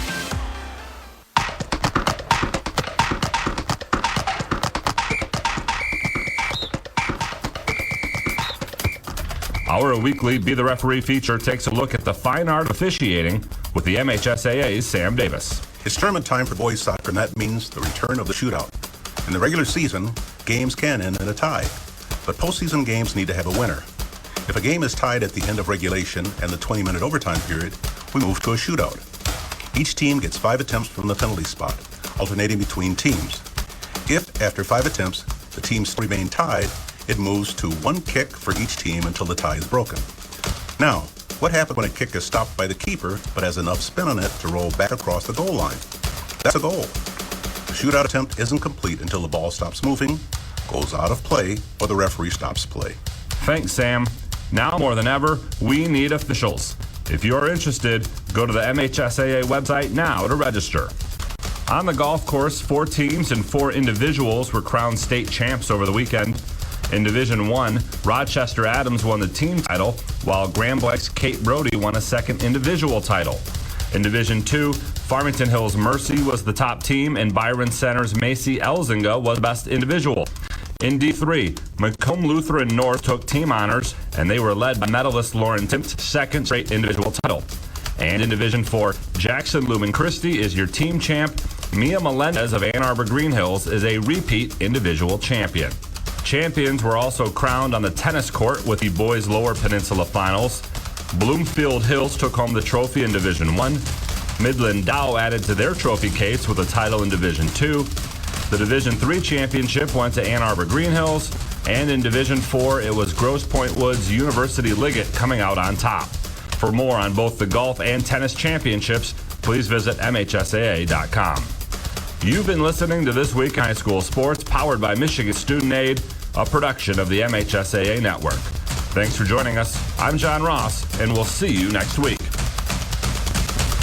The Game 730 WVFN wants to give your family some fun at Lansing area places for one low price of $99 and good for 1 year. Get these 9 adventures valued at over... The thing Grand Ledge messed up tonight was the Gatorade shower. They tried to get Coach Joe Bry, but he was able to get away. So instead, Doc, they got Sean Foster, the quarterback. Yes, he was getting interviewed. Who was just fantastic tonight. Yes. Grand Ledge wins it tonight over East Lansing 45-30. They're the CAAC Blue co-champs with Holt. And they won it tonight behind Sean Foster, with a little help from his friends, but Sean Foster, man, fantastic tonight. Grand Ledge got on the board first at the 9:54 mark of the first quarter. First drive of the game, Sean Foster took it in from 4 yards out after he pretty much dominated the first drive. Extra point good by Christian Legal, 7-0 GL. After a partially blocked punt by East Lansing, Grand Ledge was able to take it down into scoring position. Christian Legal, a 35-yard field goal with 3 minutes to go in the first, 10-0 Grand Ledge. After another poor punt by Stop and then a poor punt by East Lansing, Sean Foster threw to Evan Selby from 10 yards out at the start of the second quarter. 11:14 to go in the second, and it was 17-0 Grand Ledge. East Lansing kept coming back, though. Kanye Jackson back from injury for EL. He took it in from 22 yards out on his first carry of the game. 22-yard touchdown. The extra point by Mitchell Roberts was good, and at 8:44 mark of the second quarter, it was 17-7 GL. However, Sean Foster did it again, finishing off a drive with a 10-yard touchdown run. Extra point by Legal was good. 24-7 GL to 3:03 mark of quarter number 2. Dalen Adams threw to Dorian Jackson, however, on the next series. 71 yards. It was a bomb right down the middle. Post pattern right down the middle, 71 yards. Extra point was good. And at the 2:10 mark of the second quarter, it was 24-14 GL. That was the score as we hit halftime. As we started the third quarter, East Lansing did not get it. Went 5.5 minutes on a drive. They did not get a touchdown, but Mitchell Roberts hit a 27-yard field goal to make it 24-17 Grand Ledge. However, East Lansing just unable to stop Grand Ledge tonight, and they didn't in the second half. Mason Stocker finished off a drive with a 3-yard touchdown run late in the third quarter to make it 31-17. East Lansing came back early in the fourth. Dalen Adams to Evan Boyd, a 29-yard touchdown. The extra point was no good, and at the 10:58 mark of the fourth quarter, it was 31-23. Grand Ledge came down. Mason Stocker finishing off a 3.5-minute drive with a 1-yard touchdown run. Again, Sean Foster figured heavily into that. Extra point by Legal was good, 38-23. East Lansing came back, got good field position, took it right down the field, scored again. Kanye Jackson, a 2-yard touchdown run. Extra point good. At the 5:58 mark of the fourth, it was 38-30 Grand Ledge. However, East Lansing did not go for the onside kick. Grand Ledge got possession of the ball, and Sean Foster took it in one more time from 30 yards out. And at the 1:48 mark of the fourth quarter, it was 45-30. And then East Lansing fumbled the kickoff on a squib kick. Grand Ledge was able to get possession of it, and they were able to run the clock out. And Grand Ledge wins it tonight, 45-30. Penalties tonight, East Lansing, 5 penalties for 53 yards. Grand Ledge had 6 penalties for 55 yards. There were no turnovers in the game because you can't really call that flubbed kickoff as a turnover. No. It doesn't really count that way. Like when we say turn it over on downs, it's not technically a turnover. Nope. Even though we say, oh, they turn it over on downs. No, it's not a turnover. Turnover is either an interception or a fumble on a play from scrimmage. Correct. That's what that is. But, Doc, just tremendous offense tonight. I mean, Sean Foster making a bid for Area Player of the Year, Offensive Player of the Year. He did tonight. He was just outstanding, and you got the final numbers. Well, let's look at his numbers here since you mentioned Sean Foster. Only 395 total yards of offense. Only? Only 395 total yards. 8 for 13 passing for 146 and a touchdown. Ran the ball 36 times for 249 yards and 3 touchdowns unofficially. Man. So accounts for 395 and 4 touchdowns in this one. They rushed for 322 yards total as a team, did Grand Ledge. 468 overall. Mason Stocker, 16 carries, 73 yards, 2 touchdowns. Evan Selby, 4 catches for 35 yards and a touchdown in the win, and the CAAC Blue clinching tie title game. For East Lansing in the loss, Dalen Adams, 13 for 23 for 222 and 2 touchdowns. Jace Clarizio, 11 carries for 92 yards. Kanye Jackson, 5 carries for 33 yards and 2 touchdowns. East Lansing Trojans rushed for 149 and had 371 total unofficially. So East Lansing put up some good numbers, but the defense couldn't get the stops that they needed, Brock. No, they couldn't. Grand Ledge put up 45 tonight, and they needed pretty much all of them. Yeah. Because Grand Ledge, they did a better job in the first half of stopping East Lansing's offense. East Lansing got it going in the second half, but Trojans made some adjustments at halftime, and they did some good things offensively in the second half because of that. But, again, it just comes back to the defense for East Lansing. They just have an issue stopping the run the last 1.5 games, I should say, for the last 6 quarters. 6 quarters. Yeah. Yep. So East Lansing finishes the season at 6-3. They finish 4-2 in league play, 1 game behind Grand Ledge and Holt. East Lansing's going to be in the playoffs in Division II, but almost certainly going on the road now. And it's going to be very difficult for them. Yeah. For them. Grand Ledge is going to be in the playoffs. They're going to be in. Who knows if they get sent west to play Caledonia or Rockford, who played tonight. Caledonia and Rockford did play tonight. Don't have a result for that, but I know they did play. Both 8-0 teams. Or they could get sent east to play somebody like Heartland or Brighton. Who the heck knows? But we do know Grand Ledge is in, and I believe Holt is in as well. We'll get to that coming up on the other side because we got scores galore to get to. Final scores, and we'll tell you what's coming up next week because we'll have a playoff game next week here on the game 7:30 a.m. But we'll take one last break and come back here on the game 7:30 a.m. WVFN, brought to you by Cherry Creek Mortgage Company in DeWitt and by the Greater Lansing Sports Authority.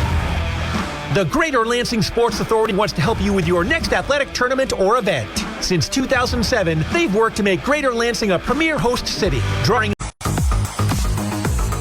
Back one final time here at Lynn C. Adams Stadium. Grand Ledge wins it over East Lansing 45-30 to clinch a share of the CAAC Blue Championship with Holt.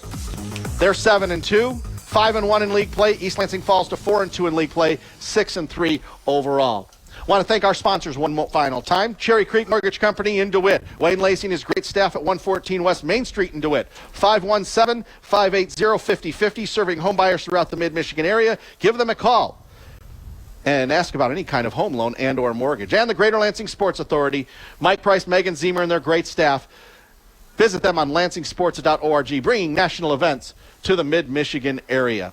All right, you know the score here, 45-30, Grand Ledge over East Lansing. We know Everett lost to Muskegon Reeds Puffer 35-0 earlier in the day, but Holt, they're in the playoffs. Tell us about it. They beat Ann Arbor Huron at home 14-8. So Holt improves to 6-3 and greatly improves their chances of making the playoffs there, Brock. They're going to be in now, I would certainly think. Waverly needed a win tonight. They did not get it. DeWitt defeats Waverly at Waverly 49-13. So the Panthers finished at 6-3, which is a down year for DeWitt. Yep. But they're definitely going to make it in the playoffs. They're going to be in the playoffs. And you know what? Before we move on, very good job by D.A. Jones, their head coach.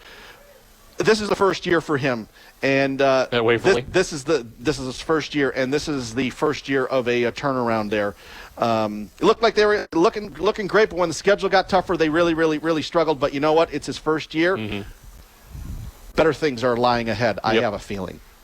Fowlerville and Charlotte tonight. Charlotte looking for a big win at home and get themselves a home game. They did. They won 42-7 in that one. They finished the season 8-1, and more than likely going to get a home game then. Almost certainly in Division 4. However, Hazlitt not so fortunate. Nope. They needed a win tonight to get to 7-2. They do not. They played at Jackson. They lost 22-13. So Hazlitt finishes 6-3, and maybe on the outs, Brock. They might get in. Yeah, I think they're probably going to get in. Let me take a look at where they were in Division 3. Well, they were tied for 16th. Okay, so they'll probably make it. They're probably going to make it. But they'll have to go on the road more than likely. Almost certainly. Mason finishes at 9-0. Yep, they knocked off Eaton Rapids 57-6. And we knew earlier that Williamson had beaten Sexton 21-12. And that ends Sexton's chances of going to the playoffs. They were tied for 37th in Division 4, I believe, coming in. They're not going to make it this season. Portland all over Berrien Springs tonight, 40-6. On the road. On the road, so the Raiders. 40-6? Yep, they win 40-6 at Berrien Springs. They finish 8-1. And probably going to host a home game next week. Almost certainly. Was Portland. Almost certainly. I don't know the score between Lakewood and Ionia. Give me a second. I'll look for it. It was 36-7 Ionia at halftime. So, I don't know. Probably the biggest surprise tonight is this one. Lansing Catholic defeating Pewamo Westphalia 42-7 at home. Lansing Catholic needing that win. Now at 4-5, and Brock thinks they're going to get in. I think they're going to get in. PW ends at 5-4. When was the last time PW went 5-4 in the regular season? It's been a long time. It's been a long time. Stockbridge looking for a win tonight to get in. They do. 38-0 at Dansville. They knock off the Aggies, and Stockbridge goes to 6-3. So more than likely, probably going to get in. Leslie not so fortunate, having to play the CMAC co-champs in Fowler. Fowler beats them tonight 48-7. Yep. Olivet was playing Richland Gull Lake tonight. You got a final there? They won 40-10, did Olivet. So the Eagles go to 7-2. Yep. Bath beats Perry tonight on the road 30-10. Bath goes to 6-3 on the season. They're very likely to get in now. Going to have to go on the road, but they're probably going to get in. Langsburg, unfortunate, though. Sitting at 6-2, a co-champ, playing at home against a 5-3 Montrose team, and the Wolfpack can't pull it off. They lose 17-7 at home and go to 6-3. And like you said, Brock, they're probably not going to make it. Probably not going to make it. That's tough. Ithaca beat Shepherd tonight 21-7 on the road. They go to 8-1. And Ovid Elsie, a big win in overtime, knocking off a top 10 Corunna squad 21-20. So the Marauders go to 6-3. And Corunna goes to 7-2. And I'm looking for a Lakewood score, but a big win in 8-player football for Fulton. Yep, getting that overtime win, 40-38 over Morris. 40-38 over Morris on the road, I believe, too. Yes, it was at Morris. And tremendous job by Fulton.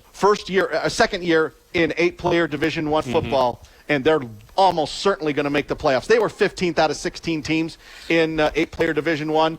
They are almost certainly beating a top Morris team like that. Yep. You got to expect that they'll make the playoffs. You certainly would think that. Still looking for a final score from Lakewood and Ionia. Lakewood needed the win to get themselves. They were winning. They were getting beat. It was 35-7 at half. So more than likely, it was Ionia was going to finish off that one and end Lakewood's season, but. We're going to get quite a few teams in the playoffs, Brock. We are. However many we get into that get to the second round, who the heck knows?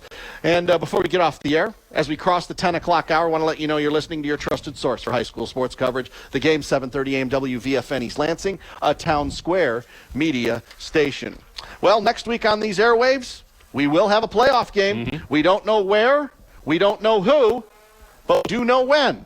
Same time next week, 6 o'clock pregame, 7 o'clock kickoff from somewhere around mid-Michigan. Could be Mason, could be... Just about anywhere. Almost anywhere, yeah, almost anywhere. Just stay tuned. We'll let you know no later than Tuesday because the times of the matchups will be announced Sunday night, but kickoff times will be announced on Monday about 12 noon or so. So stay tuned. Stout on Sports, the game 7:30 a.m. WVFN. Well, I'll put the matchups up on the website as soon as we get them on Monday afternoon. So pretty good regular season. Good ball game. Real good ball game tonight. Final thoughts. Too much offense. Too much Sean Foster. Yeah, Grand Ledge heading forward into the playoffs, getting a share of the CAAC Blue with Holt and Sean Foster, a fantastic player out there, a dual threat guy. More known for his run game, but made some great passes tonight as well. And for East Lansing, they're explosive offensively. And they just got to work on that defense heading into the playoffs, Brock. Have not been able to stop the run the last 6 quarters, and Coach Bill Fracco going to try and turn things around for them heading into the playoffs. Probably headed on the road at 6-3. Well, that's going to do it for us here at Lynn C. Adams Stadium. For Nathan Vandenberg, helping us get on the air tonight, and for my broadcast partner, Eric Dockleff. Thank you for listening. You've been listening to your trusted source for high school sports coverage, the game 7:30 a.m. WVFN. I'm Brock Palmbush. Again, the final score. The Grand Ledge Comets 45, the East Lansing Trojans 30. We now join ESPN Radio already in progress on the game 7:30 a.m. WVFN. We will talk to you next Friday night.